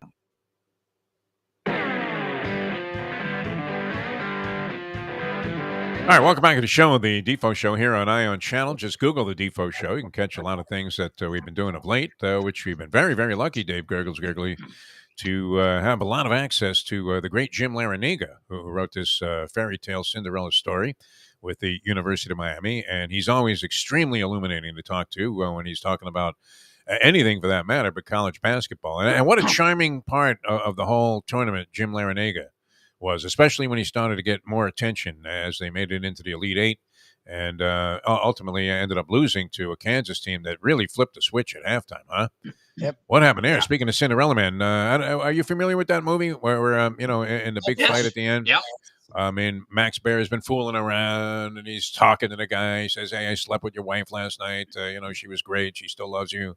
And then all of a sudden, after it looks like, well, it's time to turn it around, he comes out of the corner there with that face on. And Paul Giamatti, who's playing the trainer and manager of James J. Braddock there, played by Russell Crowe, has that look on his face. He goes, "Oh, shit." And that's kind of how that thing turned around, that game. It reminded me of that moment in the movie, although Braddock was able to survive it in the Canes. Unfortunately. Although supposedly Braddock, after he stood over Max Baer's, chided him and said, "Max, your son is going to be nothing but a hillbilly." So I don't know if he got that or not.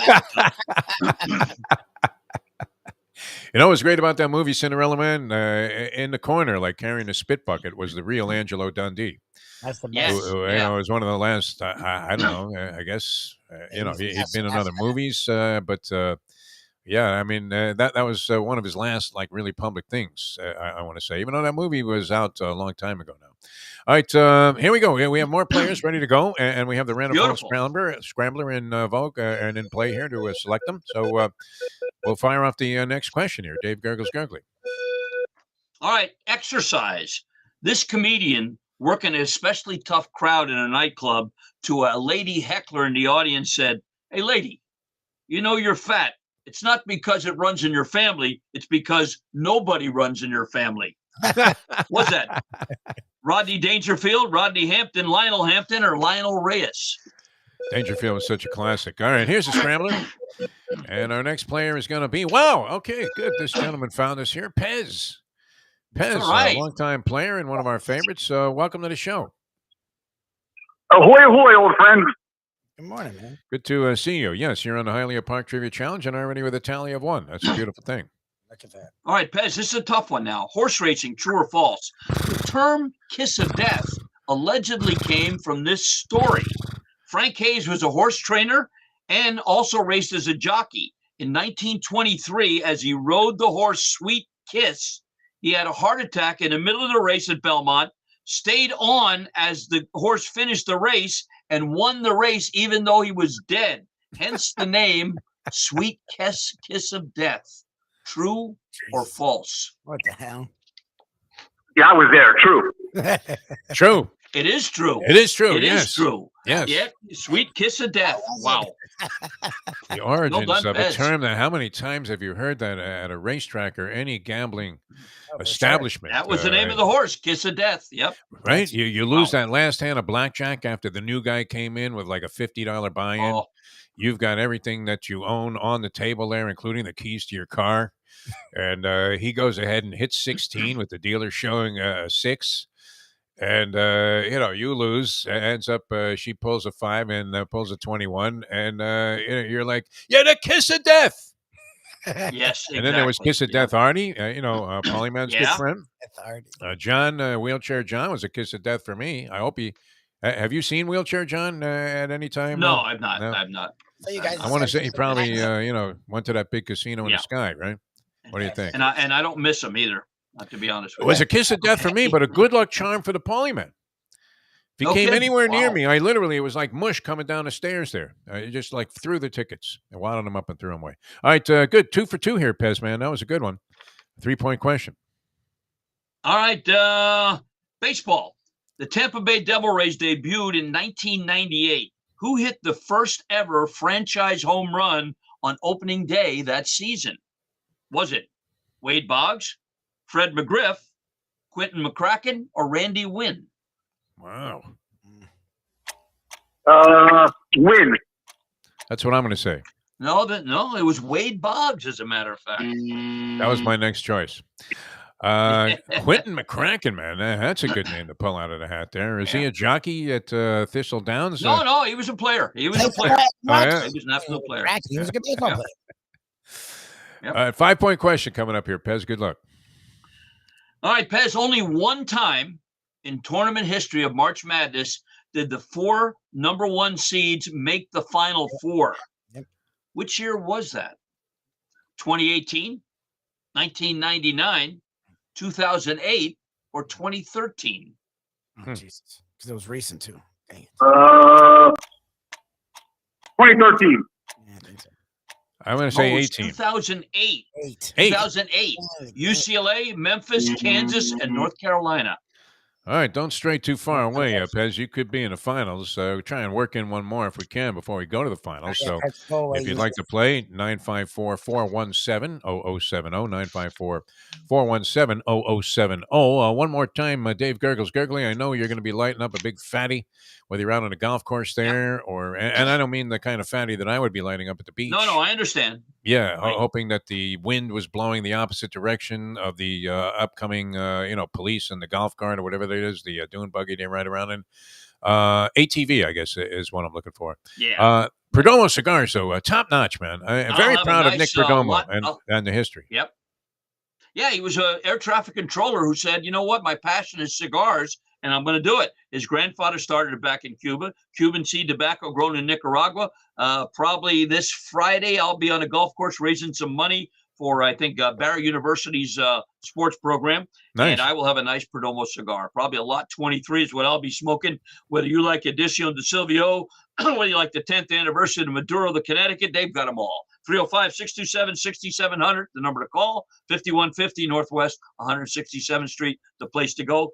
Perdomo cigars, they are simply the best. All right, the Hialeah Park Trivia Challenge. We're going to play one more here in the regular season and then go to the postseason and the playoffs where we'll have the top 2 scorers. And so far, we only have Ron with a qualifying total. So the game is wide open as we come down the stretch here, as it often is, Gergels. It's amazing how this game works out. You know, you think about like who came up with the rules for a certain sport, like the dimensions for a tennis court, and it just seems to be so perfect. And even though the scoring is weird with the 15 and 30 love, and then it goes to 40, like why is that third point only worth 10? Has anybody ever figured that out? Nobody knows, right? 15 to 10. I never got that. And then they don't tell you what you like. Once you win, what is the final score? Who knows, man? What is it? You just win. You have to be like an NBA score, 116, 108. They don't tell you what it is. You just, okay, you won it. Like, I never understood. I'm like, 15, okay, 15, then 10, 30. Then what's the official? Right, Like, and why do you love having 0? I mean, nobody would love why that. is love good? Exactly. Hey, Lovey, you've got 0. Yeah, why is love good? Quirky game, but I mean, other than that, I mean, everything, like the angles in baseball, basketball, the way it works out, just perfect, right? Yeah. And that's how this game evolved, where it's wide open right to the end. It's always exciting, the conclusion of the Hialeah Park Trivia Challenge. So here we go, our final set of questions in the regular portion of the game. Then we'll go to the playoffs. Dave Gergely. Running. This comedian, looking on the bright side of things, said, you know, I ran a half marathon the other day. You know, that sounds so much better than saying I quit halfway through a marathon. What's that? Emo Phillips, Adolfo Phillips, John Philip Sousa, or John Beresford Tipton? Among the best 8th place hitters ever that one season for Chicago, Adolfo Phillips. Here's the random phone scrambler. And Mike, you're on the Hialeah Park Trivia Challenge on the Defo Show. Hello, Mike. Hello, A. Nice. Good job. He's correct. Good job, Mike. Well done, Mike. Right on target. And there. welcome. All 4 All players right, got the first Mike, question sure. today. How about that, Jerks? That was it. They're good. Yeah. True or false, Mike Sports? The price ESPN paid to convince Fox Sports to let Joe Buck leave a year early to call Monday Night Football, believe it or not, ESPN will get one extra Big Ten football game that Fox will give it up, that Fox will carry to kick off the season. So ESPN paid Fox one Big Ten football game to kick off the season to get Joe Buck. True or false? I want to say false on that. No, that's true. No, that's true. That's true. That's the price. He was traded for cash considerations and a game to be named later, which is a whole new There you category. go. Super in ESPN. trade vernacular. All right, one going for four here. This should put you in the finals. What's that? What did 940 give to get you from QAM and 640 and 1320 and all those other numbers? Well, whatever. Let's say they gave us like a 0 audience base, 0.0 in the ratings, and They gave no sponsorships and no salary. Well, They said, "Here, go make it on your own." And then when we did, they fired us. Yeah. Exactly. All right, 3-point question. NBA. 42-year-old Jamal Crawford just announced his retirement from the NBA. He is one of only 2 players to have won the Sixth Man Award 3 times. The other one is Detlef Schrempf, Ricky Pierce, Kevin McHale, or Lou Williams. Oh God. Pierce. I'm going Lou. No, it was sweet Lou Williams is the other one. Lou. They were all screaming Lou. They weren't booing. They were screaming Lou. Lou Williams. All right, Chance here at 6 points, and this will put you in the finals. We're rooting for you, my friend. Come on, Mike. Okay, Mike, here we go. Baseball. Which pitcher once struck out 14 batters on opening day in both 1993 and 96? Woo. John Smoltz, Randy Johnson, David Cohn, or Chuck Finley? Wow. David Cohn. I'm going to go Randy. No, I would have told you to think left-handed. Randy Johnson, as a matter of fact. Yep. Oh, Mike. All right, that puts us in a little bit of a predicament. Which how many points in wrestling was a predicament worth, and what constituted a predicament? Do you remember, Dave Gergely, from your wrestling days? It was. I think it was 2 points a predicament. 2 for a predicament. And that was what? I mean, there was a near fall also, right? Which would have been a great thing to adopt and adapt into professional wrestling. The near fall should have also been worth some points. And why didn't matches go to the scorecards in professional wrestling? Good point. There was never a decision. A predicament for you and I is we're leaving the track. We've got $11. Do we buy tomorrow's form or do we put gas in the car? You know, we figured, well, we got enough to get home. You got to be able to make it back, you know. I mean, of course you're going to invest in the racing form, all right? We're going to spin form an opponent in the finals for Rod. So Lubie's going to put that together. Hialeah Park, we talk about them all the time with nothing but glowing praise, and that's because it's well-deserved, Gergels. I mean, how great was it? I mean, I know you had that same feeling.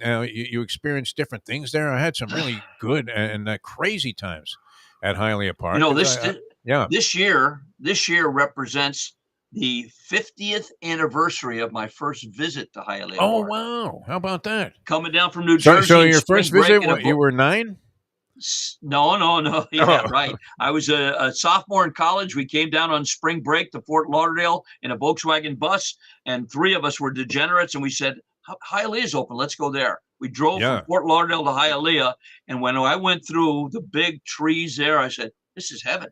And it turned out to be that way, and it's come back stronger than ever. Hialeah Park. If you haven't been there in a while, you don't know what you're missing. Please get out to Hialeah Park. Maybe this weekend, if you're not going to another pari-mutuel, you can certainly go there, or sometime during the week go there as well. The casino's open all the time.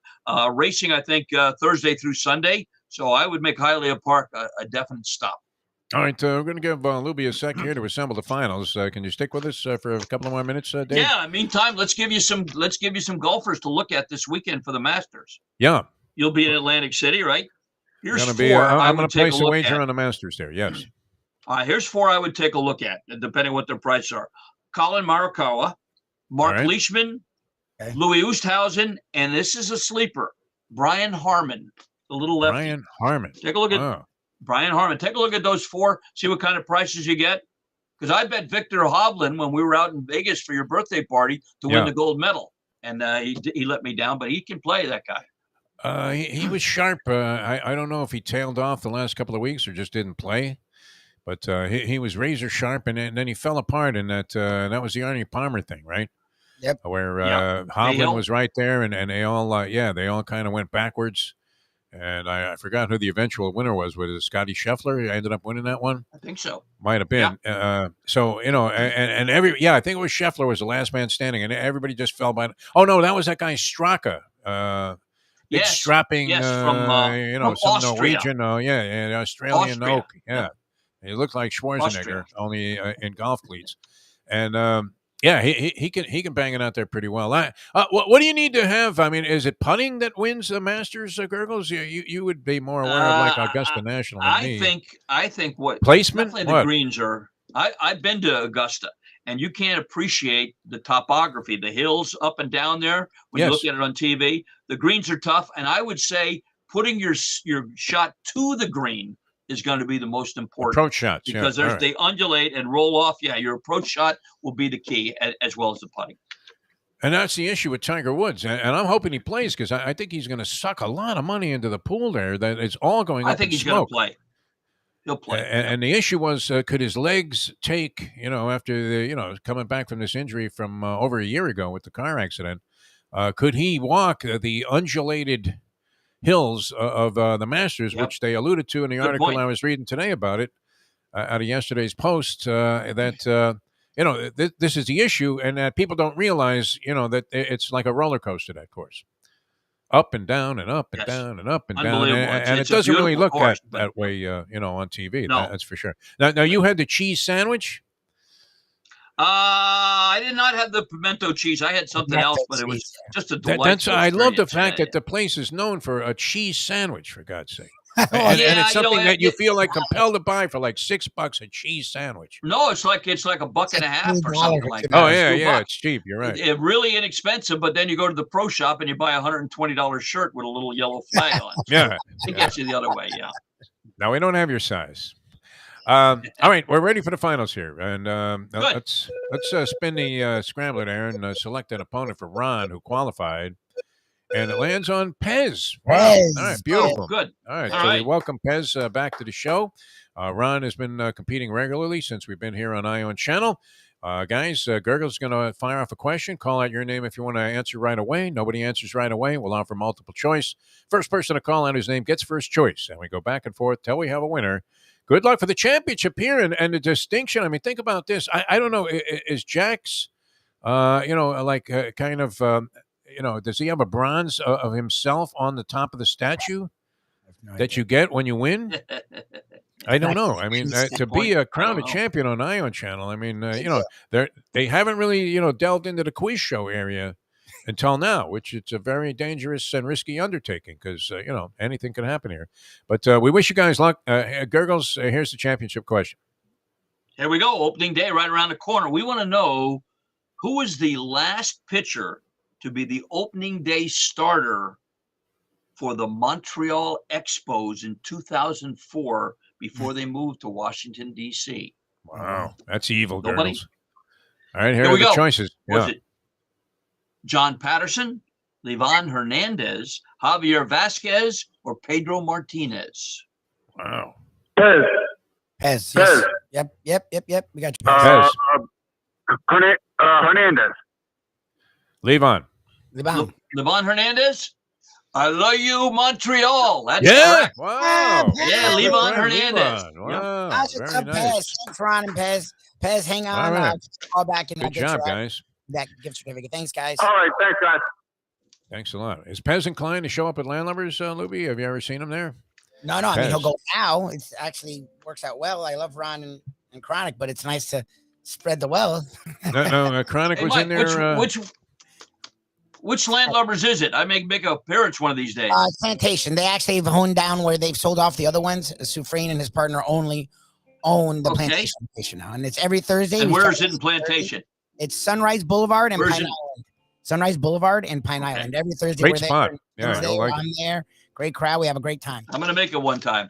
Didn't you have some breakfast joint that you went up to, or was that a place Polyman had sponsoring the show? No, that was Bogarts. Nearby. Was it Bogarts? Bogarts, yeah. What happened to that joint? Yeah. Are they still around? I don't know. Yeah, they're still around. It's a nice little place. Yep. Remember? I forget. Yeah, it's off you Sheridan. You gotta try your mother's meatloaf. What was it? Your mama's meatloaf? It was something right out of Bobby Bowden, man. It was great. Oh, the breakfast place. Oh my God, that was. What was the name of the place? Yeah, what was it called? Bogarts. Bogarts American. Bogarts. It's in there. Bogarts American Cafe. They were like for about a year a sponsor of the show via the Polyman, and Yeah, I think Paulie got $150 for the year. I think too. It was sort of paid in advance of the shows. No, he was great, man. Polyman, always great. We're looking forward to him coming back. But that was supposedly a very good place. Is it still around there? It was. I had breakfast there. Yeah, really good. you went there. Really So good food. Yeah. that was right in the same strip mall there as or whatever complex as Landlubbers. Is it not, Lubie? I believe it is. All right. And you're going to Lubie- Atlantic City, you can enjoy White Castle. There you go. There you go. I tell you what, we ate like we were going to the chair there. It was fantastic. And twice at your favorite place, Doc's Oyster House, which is a classic. Yeah. Doc's Oyster House. Really Angelo's, nice Angelinas are two good ones too. For we went Italian. to Angelina's too, which we like. And also, of course, we had a special little entree into Chef Vola's, which is the top-notch place, I believe, in all of Atlantic City. Beautiful. Yeah, no, fantastic. So going back, what? They were limited the Mustang slot play to $2 over 2 days. Oh, Jesus. Even though she came back with a check for 10 from Harris, which God they're bless very her. anxious to God see her bless her. cash that and come back. I think they asked her to bring the check back. Yeah, that was. Yeah, they probably would. You have to show it to get into the drawing, right? You got to show the check they gave. All right, Gergs, thanks, I babe. wish you guys nothing but the best. You got it. We'll Safe see what travels. happens. Yeah. We good. I mean, I'd be betting horses anyway at Hialeah Park. So, all right, Dave Gergely, nice job, people. That was good. I think we had some, a little bit of an infusion of new talent here on the program. It was nice. Also. It was nice to see. Well, it is nice to see because look, Jack's been telling me people are going to find you. Don't worry about it. And Yeah, well, you get paranoid. Like, okay, I love you, Ron and Lenny. And when you're doing a show with a gun to your head, yeah. Look, I love everyone. People realize what level of desperation you have. Maybe they'll just line up and start sponsoring this thing. No, what do you think? It's nice to have it open up a little bit. So thank you, everyone who joined in today. It was truly No, it was good. Yeah. You were fielding calls today, Lubie. Yes, I was. I was very Eventually, happy. we'll buy that thing that, what is it, a $25 piece that I don't know how to spans a do phone it. line? I don't know. This is working, so I will get us more lines so you can feel comfortable, but this is doing the job. So I'm just doing the best I can. No, we're getting through it. I mean, actually, it's moving pretty well, and it was good to see you. We applaud the people who got through today, and were able to play the Hialeah Park Trivia Challenge. Right? Don't forget about Jimmy Johnson's Big Chill. You see the video, sir. Amy. Nice job, man, putting that together. Amy at Ion Channel. I mean, she really did a good job. Yeah, no, it's fantastic. I like when the cards fan out on the Hialeah ad too. That's great. And then those aerial shots of Jimmy Johnson's Big Chill. They do give you a really. They capture the feeling of what it's all about. But unless you're on the ground there, you're one of those people that are sitting under those umbrellas at the restaurant and enjoying a great food. I mean, I was thinking about this, Lubie. I mean, what's better and where do you go to get like just a great plate of nachos? Can you go to any Mexican restaurant and get a great plate of nachos? I want to say no to that. Well, they never disperse it right like that, and it's funny. People make fun of me for being idiosyncratic, but there's always the one person that gets the good chip, and then the rest of it's fucking just chips. Right. Like the ale houses used to do like really big on one side, and all that's on the other side is some dreadful cheese. When you kept talking about, and they all kept saying Jimmy Johnson loves his nachos. I'm like, why would he loves them? Yeah. And then they brought it out. I was like, oh shit. They did layers, and it was like spread out, and it was like scientific. It's done right. I'm like, good for them. We have to get the Gambling Gourmet Mike Mayo down there and rate the nachos as compared to other nachos, which a lot of nachos come out and they look spectacular at first, and you're thinking, "Wow, how are we going to eat that?" And it's a fraud, right? I mean, you got all of your guacamole there at the top, and the beans and the good stuff and the salsa, and then underneath, by the time you get by like chip number 10, say, and maybe you're sharing this with like 3-4 people, at the bottom it's nothing, right? Dry as a bone, a veritable desert. It's annoying. Of flavor and taste, yeah. I mean, if you wanted a bag of tortilla chips, you could have gone up front and paid $2.95 instead of like $12.95. Exactly. Not at the Big Chill. I mean, that's a specialty of the house, which is amazing because then you can also get like really, I mean, just high end quality. I mean, seafood that is cooked in such an imaginative way that you're thinking, my God, how can any piece of fish taste this good? fresh right out of the ocean there. I mean, they get it from local fishermen. It's just great. Pizzas, unbelievable. Sports bar been remodeled. It's a great place to go. And I believe, why do I want to say it's going to be another beautiful weekend, Lubie? It's been beautiful out lately, has it not? Yeah, every Have you week. been outside at all, or are you just living in that dark cave that you're broadcasting from? I do leave here to get to the car and then go to my cave at home. But it's been beautiful down here. But that's the thing is, when you look at the rest of the country, every freaking day is beautiful here. So Yeah. Well, and especially so lately, though. I mean, yesterday the wind kicked up a little bit. I was heading for the beach. I ended up just passing out instead. But, it was a rough day with that window thing that was going on. Because, I mean, how frustrating is that, right? Where after 5 months, they finally show up and then they tell you, well, sorry, going to be another 5 weeks before we get the stuff. And now you add 3 weeks to any estimate of time. yes, that's my problem. From a service company here. Like, I figured they'd say it'll be a week, so that means a month. Like, if they're telling you 5 weeks, that's annoying. Yeah. That's really annoying. And the guy was sincerely, upset with the fact that, unfortunately, and I'm not familiar with this condition, everything was a half-inch too big. There we go. I mean, you can't take your mind out of the gutter, Deforrest, no matter how good it was to have Gurgles on the Hialeah Park Trivia Challenge. A lot of fun doing that. Thank you, people, for making that a blast for us. Don't forget about chilling out at Jimmy Johnson's Big Chill. That's mile marker 104, the overseas highway in the beautiful. I mean, what a great destination it is. Key Largo. Yes, sir. Who was in that movie? Like Ida Lupino and Humphrey Bogart? Was that it? Key Largo? What was that? That's a movie I've never heard of. I mean, that's black and white. I don't know. I couldn't even know that movie. I couldn't tell you anything about it except the song was kind of a weird Key Largo. You don't remember that? You have to have the quivering lip to sing that. Key Largo. Got to go a little Johnny Mathis on that thing. All right, we're coming back with more. We'll get into the baskets. See, now, am I promoting two losers here, people? What kind of chump do you play me for? Is that new? I like Kansas laying 4.5. This is on the surface. And for a variety of reasons, I like North Carolina getting 4.5, even though we all know what's going to happen there. Duke will go to the free throw line 30 times. North Carolina will chuck up a couple of charity throws in the ball game. It'll be 30-2. Hubert Davis, too humble and gracious of a guy to say, that Coach K, that rat. Yeah, for sure. Yep. I mean, he should be screaming in the post-game press conference. See, I've already set this up for failure. We've already made it happen. It hasn't happened yet. It's a gambler's lament, right? Because you know you're on the right side of things, but you know you're going to get screwed. I love the preempting bitching. The preemptive bitching. I've already have. See, so I can see how this goes, and yet I can't bring myself to play the side that I'm envisioning. Is that not the worst part about being a degenerate, people, right? I know exactly what's going to happen here. This is all scripted for Coach K to go out the door a winner, is it not? Bill Self is going to pull that hairpiece off and fire it at the referees. That would be my favorite thing if he grabs the hair. When they get to the championship game, because I do believe that. And Villanova will pull off some kind of miracle, right? All of a sudden, Sister Jean will be sitting there as if she had just moved to Philadelphia, wheelchair and all.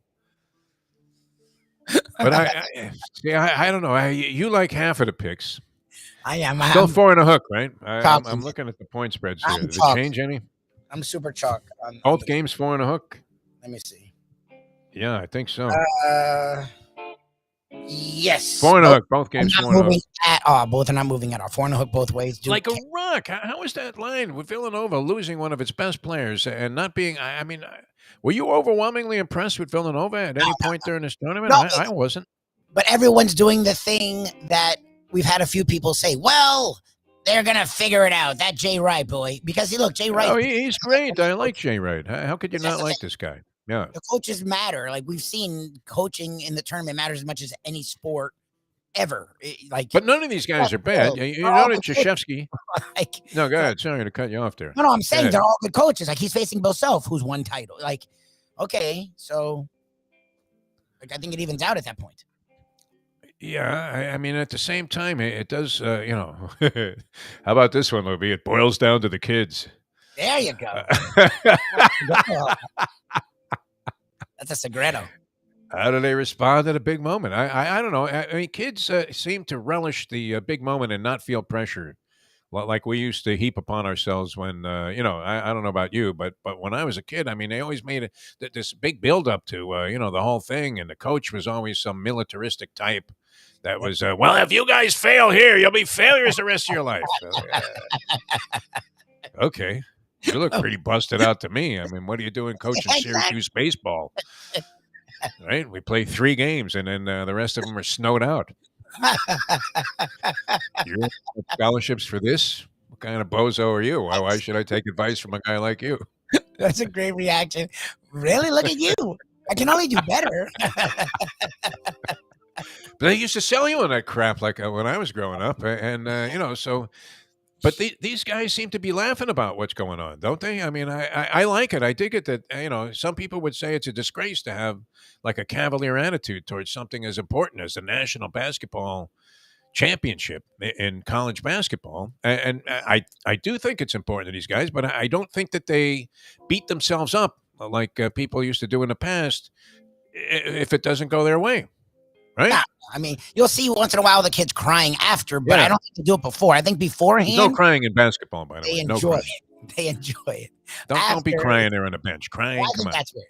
That I never have gotten, actually. I get frustrated, but I've never cried. Come on, man. It's only a game, Lubie. I don't think any of them get that serious before. I think you're not wrong. You hit on something where these kids in this era just like don't give a shit. They're like, all right, fuck it. They got music going and this and that. I mean, it wasn't like, you sat there in dead silence as the coach made his ridiculously over pressurizing speech. Yeah, they scared you. It was a weird way of coaching. They're like, we're scared the crap out of them, and then they go play well. Yeah, okay, that makes sense. Right. You feel like mouse shit, as you go out there and take the field or the court. Guys belittled you. It's like Deforrest, if you keep putting a leadoff batter on base, I tell you what, I'm gonna have a very short fuse. So what are you going to do? You walk the guy on 4 pitches. I mean, none of which are anywhere near, like not even in the same area code as the strike zone, of course. Because, I didn't really react that negatively to that sort of thing, even though obviously as a broadcaster, any kind of artiste, as they say, you're going to be very sensitive to any kind of criticism. Let's face it, Louis. Yeah, honestly. None of it is deserved. None of it. But it's nice, to tell a guy. I mean, you do see a nice bonding. I meant this with Segredo. I turned into Segredo yesterday, and he turned into me. Yes, no, I promote. That was our 5 reasons, and I literally put it up there. There was a turn of fate because we're always the skeptics that Segredo lifts up, and we literally spent yesterday getting him off the ledge. The Dolphins have done every move imaginable, and he was like, I don't know if I'd go to a game. Okay, Tony. Isn't Marino your best friend and Shula like your mentor? Shula. Like, what is going on? It was like his second father, Shula. They love Tony. Like, what is happening? Everybody loves Tony. It's amazing. And he's like, man, I don't know about this. He sounded like, as we keep calling him, the irascible Mike Mayo talking about. Sound like Mayo. But I respect Mayo in that, he's willing to put his money where his mouth is, literally. Yeah, we're adding more people. We keep inviting people. I don't think he's invited. Well, I invited another guy yesterday for the radio show. Keep inviting everybody. Come on, it's not on us. It's gonna be like the Last Supper, man. They're gonna have to wheel out one of those long tables. Yeah, we should really have everyone there. A pale as a ghost Mayo shows up there with his credit card. Like 30 of us. Having already called the company saying, "Can you clear me for an extra $400?" I know I'm near the limit, and I haven't paid anything on the principal in 2 years. All right. I may be in those conditions when I come back Monday from the weekend again in Atlantic City, chasing a dream, a pipe dream. Back with Blake Chadwick, and excellent on college basketball. We'll see what he has to say about the Final Four. Am I wrong? I'm going to lay the points with Kansas, take the points with North Carolina. It probably should be exactly the opposite way, should it not? I'm like Gonzaga. Can I zig? Can I zag? Which way do I go with this thing? All right, we'll find out what Blake Chadwick has to say about it in a moment. Now that. The time. 8:39. Tony Segredo here. Let me ask you a question. What do you look for when you go out to eat? Good food, obviously, friendly atmosphere, not too loud, but good energy, reasonable prices, and a place where you feel comfortable. You're talking about the Texas Roadhouse. Good for a family, good for a date, or just a night out for yourself, and prices that will make you extremely happy. Their ribs unmatched. Steaks hand-cut every day. Everything, and I mean everything, is made on site, including their incredible bread. Trust me when I tell you, Texas Roadhouse, your restaurant, your destination when you say, where should we go and eat tonight? From the newly renovated sports bar to the beautiful bayside views captured at the Tiki Bar, Jimmy Johnson's Big Chill has it all. Located at mile marker 104, the Big Chill also offers waterfront dining while experiencing breathtaking sunset views of the Florida Keys. It's simply the hottest spot in the Keys to cool off. That's Jimmy Johnson's Big Chill at mile marker 104 in Key Largo. For more information, call today at 305-453-9066. Any time of year, things can happen to your home or business, and the insurance company can be your friend, but they also can be your enemy. Horizon Public Adjusters, Justina Testa, are here for you to help this process go so much easier. 7 to 10 times more money recovered with a public adjuster than if you went on your own. If there's no recovery, there's no fee. Before you call your insurance company, call Horizon Public Adjusters and Justina Testa at 954-809-8752. Either way, if they can get the right guy to fall, like, could be a coup. So there's a few guys around that area that actually could be really good if they get the right guy, honestly. It's now time for the Defo Show. Welcome back to the show, the Defo Show, and it was a pleasure having Gergels with us for the Hialeah Park Trivia Challenge, and excellent, as we said. Some new players got into the game today, and it was very exciting, and came down to, just a great response there by Pez, who came up with the right answer right away to the final championship question. Nice. All right, so who's going to win a championship in college basketball? That's the question of the weekend. Saturday, the two semifinal games, and then, of course, Monday night, right around midnight Eastern, they will tip it off for the championship, so all the kids can see what it's like to play interscholastic sports. We welcome to the show, and this man, I mean, the two-sport tandem that he is a part of, I think is extremely unique. Yes. As he is a professional wrestling announcer of extraordinary ability. Yes. And a rising star in the professional wrestling broadcasting industry here. It's only a matter of time before he's saying, McMahon! Honestly. Give me the money. And then also an expert on college basketball. We welcome the very handsome and dashing Blake Chadwick to the program. Blake, how are you, my friend? Defo, Lubie, how you guys doing today? Right in the thick of March Madness, and also just a couple of days before WrestleMania. How appropriate. Look at you.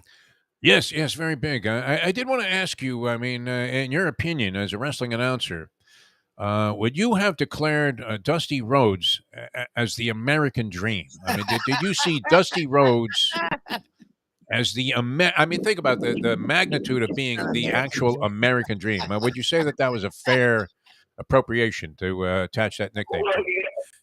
I was saying, fast forwarding here to 2022, the son of a plumber. I mean, it's pretty tough to say that the American dream does not epitomize Dusty Rhodes himself.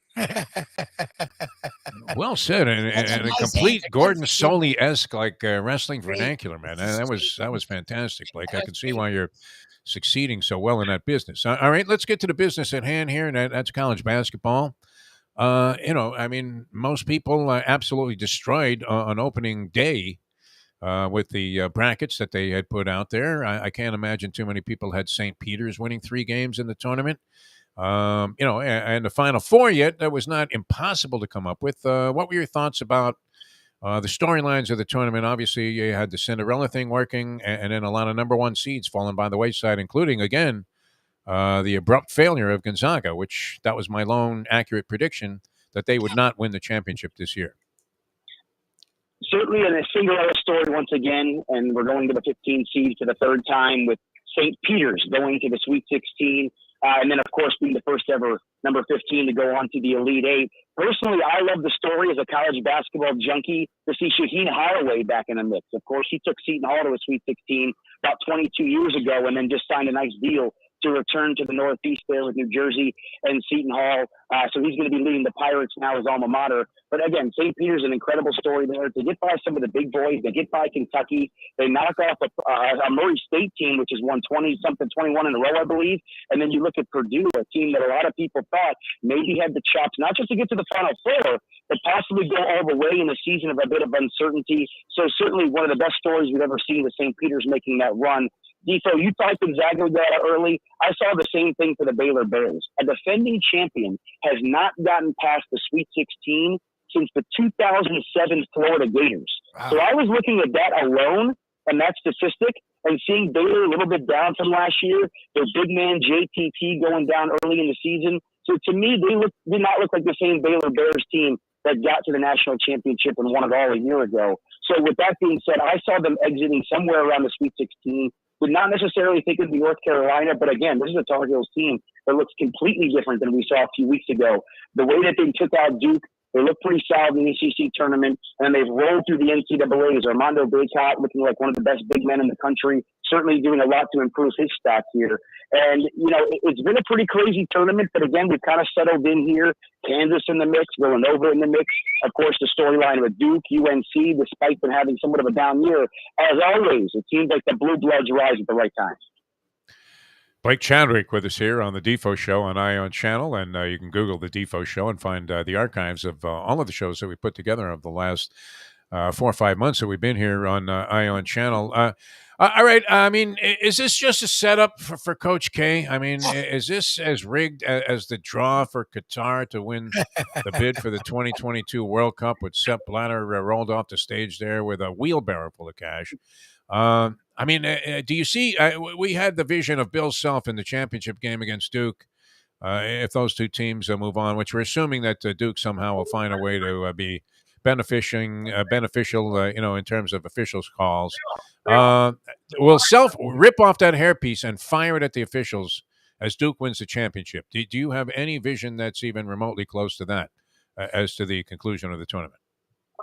That's the modern day Bob Knight chair throw, I guess. Yes. I mean, but everybody's been debating whether that's a piece or not for years. And we finally find out, as in a fit of rage, he fires his rug right in the official's face and says, "How could you do this to me?" Right? And they all look, you know, to Krzyzewski and say, "Well, look, it's his last game."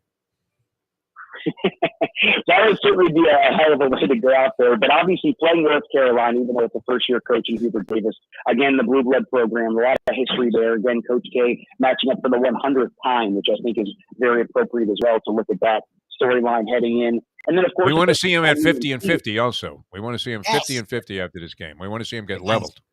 Yeah. That would certainly bode well for a lot of Tar Heel fans. I don't know how the Blue Devils will feel about that, but either way, I mean, you look if they get by in that semifinal game, I mean, you're looking at Jay Wright or you're looking at Bill Self. So it's certainly going to be a great way for Coach K to go out on a high note, paying a Blue Blood. I mean, we're talking about a Villanova team, in my opinion, over the last 10 years, probably the most consistent in all of college basketball, winning multiple championships, getting the Final Four. You know, you've seen a huge run out of Jay Wright, a lot of consistency with that program. And I think that's personally, I put Villanova in the Final Four. I had him winning that region, and that's exactly why. Just that consistency. When you look in that region, and you saw teams like Tennessee that maybe a little bit too immature, a team like Arizona who didn't necessarily look like a top 2 or 3 team in the country, Illinois who's faltered in the past, Houston who had a run last year, but again, would they have enough juice left in the tank to get back to the Final Four? So with all that being said, to me, it's set up perfectly for Villanova, playing great at the right time, winning that Big East tournament. But the Coach K storyline to me, Defo, I mean, again, on WrestleMania weekend, when you talk about the Cinderella story, it does not set up better than this. I mean, this is your proverbial Rock versus Stone Cold. You're Hulk and this Macho Man. I mean, it's literally the top 2 guys heading in to the Final Four and playing at the highest level. It really cannot be written any better than this. Oh, are you kidding me? This is San Martino Monsoon at the Garden, man.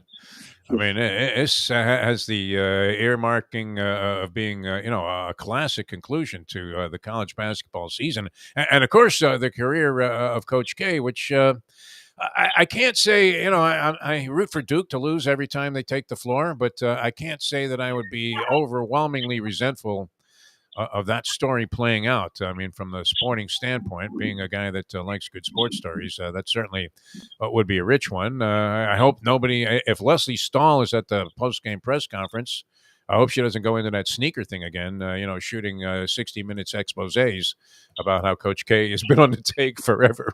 But, you know, and the inequities about college basketball. But, you know, the tournament's been extremely entertaining. Now, I'm gonna give you, Blake Chadwick, basketball expert, and, you know, this is a question that I'm asking only, and I know nothing about this really.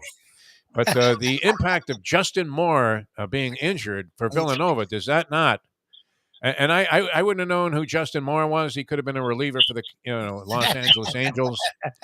I think he you know. still might be Defo. Yeah. But now that I'm an expert on college basketball, it's kind of like when people start talking about hockey around the playoffs there, and all of a sudden, I can't believe he didn't shoot the puck. It's like you haven't seen a game in 12 years. What the hell? Last guy you saw shooting a puck was Maurice Richard, and all of a sudden, everybody's an expert on it. So what is Justin Moore's absence? Does that not compromise Villanova's chances and make me a winner lining up on the side of Kansas, laying 4.5? Yeah, that's where in the Stanley Cup playoffs you start yelling, "Put Kafelnikov in!" It's like you have no clue what's going on. Exactly. But Justin Moore is a key piece for Villanova. No, he's not Colin Gillespie. No, he's not Jermaine Samuels. But he's still a starter. He's still a key piece of the rotation. And Jay Wright, obviously, his guys have always played very well together. So we'll certainly take a little bit of a hit there. But in my opinion, one of the things that's always been a positive for Villanova is their depth. It seems like they're always able to go 7-8 deep, guys able to contribute pretty much at any level of the game.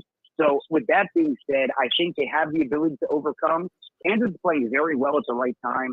Remy Martin, a big-time transfer from Arizona State, somewhat disappointing early in the season. This is a 20-point-plus game scorer in the Pac-12. Then he comes in here and he's been playing very well throughout the tournament. Agbaji, again, has been playing incredibly well. And Jalen Wilson, the top first-level recruit, has seemingly turned it around a little bit towards the latter half of the season.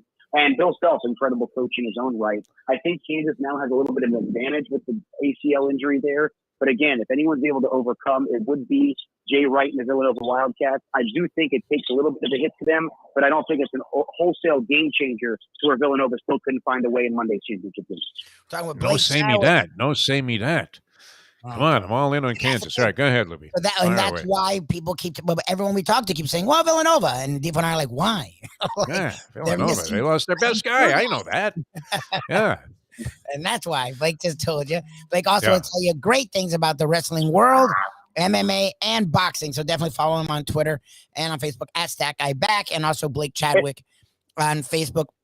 Before we wrap up here with you, Blake, I wanted to add, because it's funny, like you said it, and I've sort of watched this tournament, and I haven't watched college basketball a lot, but I watched it from afar because we started having Coach Larinaga on, and even though my Knowles finished off weak, they had a nice run in the middle. So you saw Carolina ebb and flow all year, and then that win versus Duke, okay, look at Carolina. And then in the AC tournament, they were okay, but not great. It's like, okay, they'll be out in like the 32, whatever. Did you ever expect this from Carolina? Like, what? Yeah, Baycott's playing better. Manic. Now we know everyone there, but I had never heard those names all year long. Like, what have you seen differently with Carolina now than all season long? Because they look like a totally different team.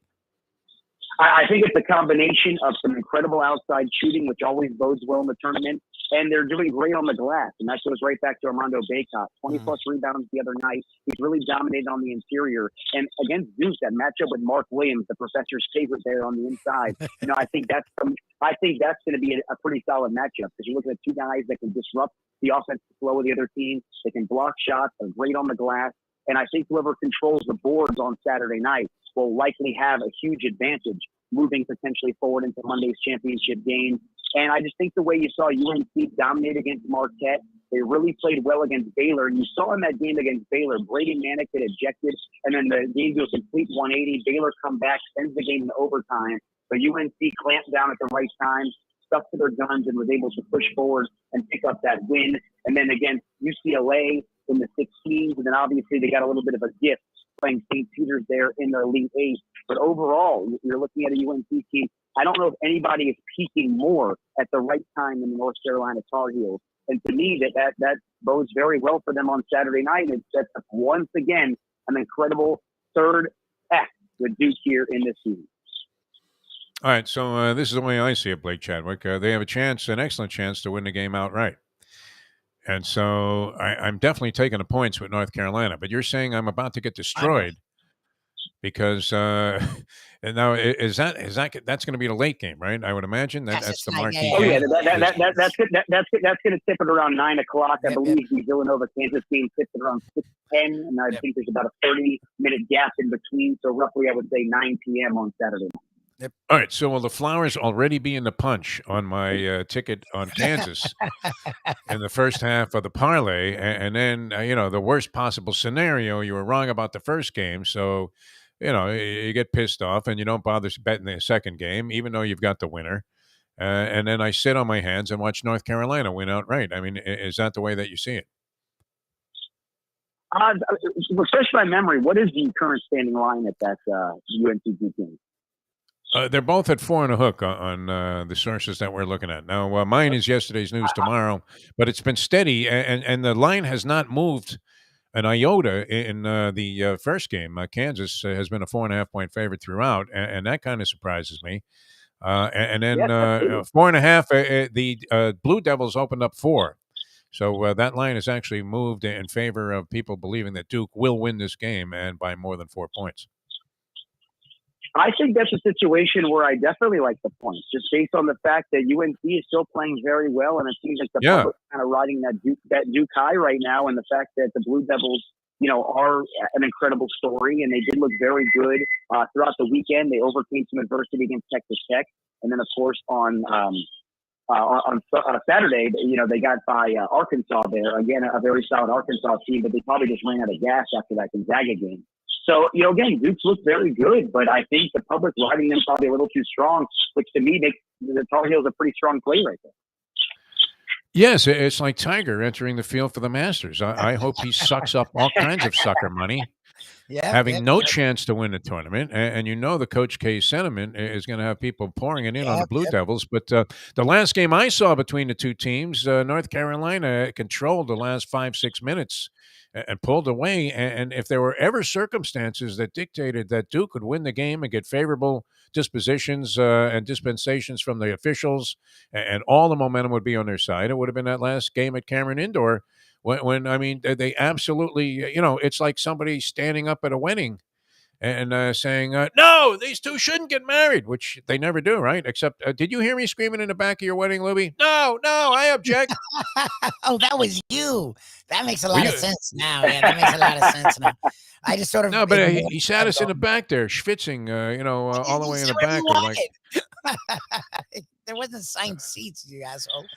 Yeah.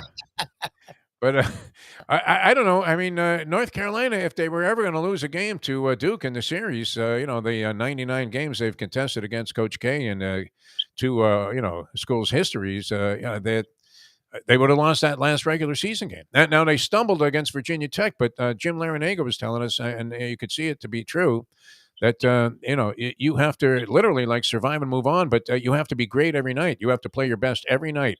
Yes. In the tournament, if you're going to, ultimately go all the way, you can't have, maybe you'll see teams survive a game where they weren't at their very best, but nonetheless, got to come right back. You can't assume you're going to be able to get by with anything less the next time out. So North Carolina seem to have righted the ship from that Virginia Tech loss. No, and I thought Virginia Tech would do something in the tournament, and they got squashed in the first round. I personally never bought into Virginia Tech. I thought they were still a little overseeded, even where they fell, despite being the ACC champion. And I think that's a lot of the reason why they did get some credit, even though the ACC wasn't a down year. Tech, they're a very well-coached team, but to me, there was no real superstar there, no one to really stand out. And again, Texas has been up and down all year long. They've got a great coach in Chris Beard. I personally thought Texas was going to make a little bit of a run. I saw them getting by Purdue to get to the Sweet 16, but I certainly thought they had enough juice there. I mean, they've got a lot of top-level players. I mean, they've got some nice recruits, and they've got some nice transfers as well. So I thought Texas was a little too strong for Virginia Tech to pull off the upset there. But, yeah, I mean, listen, this tournament is very momentum-based, and there's very little room for error. And I think that goes right hand in hand with what Coach Larinaga was saying.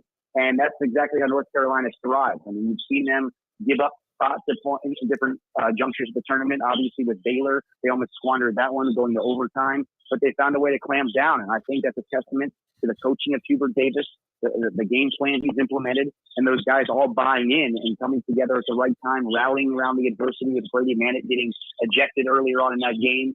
And I think this is just setting up to be, no hyperbole. I mean, this is going to be one of the biggest sports games ever. I mean, on any level. I mean, you're talking about Duke, UNC in the Final Four, and Coach K's final stand for a shot at the national title. I mean, it doesn't really get much bigger than that. I think Jordan's going to roll out on the floor and rip the ball out of the hands of whoever has it in the final seconds of what will be a 1-point game. Left, doesn't he? He probably does. Yeah. If Jordan, that's right. Now you can have the name, image, and likeness. I mean, so what if he made a couple of $1 billion playing basketball? He's still an amateur. in our opinion. No, that would be great. That's going to be a lot of fun. I'm going to go with North Carolina, and I don't care if I lose. Then I'm wrong. But I know everybody's sentiment is going to be on Duke, and they're going to soak up a lot of money. I would think that line even goes to 5 maybe by the time they tip it off. Although obviously North Carolina at their best, which they seem to have been, is every bit as good as Duke and capable of winning the thing, and maybe even, who knows, capable of winning it all. So we'll see. And they're a long shot. Aren't they like 12-1? North Carolina is the longest shot probably to win the championship. I mean, you're getting a pretty good price considering they're in the Final Four and in with a shot to at least make it to the final game. So we'll see. All right, Blake, always a pleasure. We saw where Holloway got the job at Seton Hall, so he was the darling of the coaches. There's always a coach that emerges there, and then everybody wants his services. And that was a natural fit and seemed like a great conclusion to this Cinderella run that he had with St. Peter's. What player really has stepped to the point where people are saying, my God, I didn't know this guy was this good? Has there been anyone, in your opinion, that really emerged in this tournament that maybe wasn't that well known beforehand? Unfortunately, it won't be Peter Kiss with that early exit there in the first round. That was the guy we were all looking to see make a big splash. And obviously in this tournament, there's been a lot of inconsistency. I don't think you've really seen any real team on a wholesale level step up more than they've really been expected to. But I'd say with North Carolina, Armando Bacot, I mean, he's a guy who was always looked at as somewhat of a prospect, certainly a leader for this team. But the way he's been dominating on the interior, the way he's really led this team to the Final Four as an 8 seed. I mean, you can go back in the year 2000 with Bill Guthridge at the helm with North Carolina. I believe they were an 8 seed there. They got by a number 1 Stanford, I believe, was Casey Jacobson, and they found themselves in the Final Four. And that was a Julius Peppers at the 4 position, along with Jason Capel and Ed Cota and a couple of those other mid-level North Carolina guys. But this is an 8 seed North Carolina team with Armando Bacot, and I think he's certainly improved his stock. He's probably just based on size and pedigree, looked at as a first rounder anyway. But Bacot, to me, is a guy whose draft stock has greatly improved with the success of the career. I wish you'd go through some NCAA tournament history before you came on. Yeah, I mean, come on, Blake. You're pulling names out of your ass. Unbelievable. I mean, a fantastic job there, kid. All right. We love you for your professionalism and, of course, your knowledge of NCAA basketball as illustrated today by, how far back did you go with those last couple of references? That was fantastic. The 90s. I mean, these are arcane, Defo, I went just past my bar mitzvah. You've been watching this stuff, that's for sure. All right, so we'll catch up with you next week, maybe for a little bit of a postscript on the thing. It should be very interesting. I feel like you have me on see me on the wrong side on the Kansas game, and I just have to go with it. I my own self-sabotaging instincts are kicking in here, and I'm going to go ahead and lay the points. All right, thanks so much, Blake, for being with us. It's always a pleasure, my friend. Defo, Lubie, thank you guys. Enjoy the tournament, and if you catch WrestleMania, I hope you enjoy that as well. Yeah, enjoy. Yeah, no, it'd be great. I haven't really paid a lot of attention to the various WrestleManias. Have you, Lubie? No. We love you, Blake. Thanks, man. I'm old school on the wrestling. I mean, I really am old school. San Martino. I mean, does anybody even remember the great Bruno San Martino? Are you kidding me? I'm old school in a sense, and that goes to the 90s. You go to the airplane spin where you pick the guy up and then spin around for like a couple of seconds, and everybody's like, "Whoa, what's he gonna do?" Not the Italian backbreaker. Boom, right on his knee. Then to the mat. Then boom, boom, boom. There it is. San Martino retains his championship. I think they used to even write about it in the newspapers. Bruno still champion, defeats Monsoon at Garden. All right, we're out of here. We'll do it tomorrow. Now, you guys will want to join us tomorrow because we have a lot of insight coming on a variety of things in terms of gambling degeneracy, and it's a perfect way to get a send-off for my one-day, one-and-a-hook day junket there to Atlantic City. You've won a one-night stay to Atlantic City, New Jersey. Yeah, you'll stay in a lousy room at the Trop. No, it's going to be great. It'll only cost you $1,000, $1,500. The rooms are free, man. They're very happy to accommodate you there. Mustang calls and they start. They talk about, you want us to send a plane? We can do it. Nah, we'll take Spirit. You never this thing was a whale. Stang, how did this happen? My wife, my little wife. Unbelievable, right? Classic. It's yeah. The best. Don't anybody call her a degenerate or I'll have to come and slap you also. I was going to say. She is a degenerate, man. She's sick of time when it comes to the stuff, man. She's worse I than know all. the temptation in her head is she hears slot machines going off in her head. I think that's what was happening when she married me. I was going to say, thank She's God. hearing some kind of bell. For whom the bell tolls. Boom, man. Quasimodo time, man. Go ring the bell already. Huh? I don't care about your back. He needed a chiropractor bad, huh? Quasimodo. All right. We'll do it. We'll do it tomorrow. It's going to be Degenerate Friday. Kate and Bradar. She's great. Mark Lawrence and the professor and Mike Mayo, the Gambling Gourmet. So it should be a lot of fun. We'll see what happens. I guess Villanova, Philadelphia, Kansas. He's going to go Villanova on the food angle.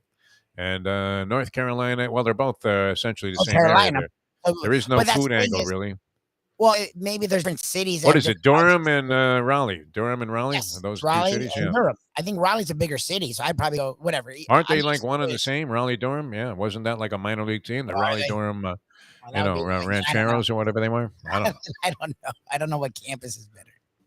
We'll have to do a little studying on that one. I mean, I hope the Gambling Gourmet actually researches this thing. Yeah, Doesn't give it just pull something out of, his hat there. All right. Well, we'll see you guys tomorrow. It'll be a lot of fun. Degenerate Friday here on Ion Channel for Mike Lubie Lubitz. Great job, Blake Chadwick, and also Dave Gergely, the Hialeah Park Trivia Challenge. We love the people in Hialeah Park. Don't forget about Jimmy Johnson's Big Chill, a great place to watch the tournament games, especially on Saturday after a nice day, chilling out there at the pool and the bayside there, watching the sunset. And we will see you tomorrow at 7 in the a.m. as we leave you on that. The time. You sure this looked okay all day, Lou? Yes. Why would I lie? Same as before? All right. 9:06. Looks wonderful. Let's go to eat a damn snack. Believe me, if Visser Mama's been watching, she would have told us if it looked like ass.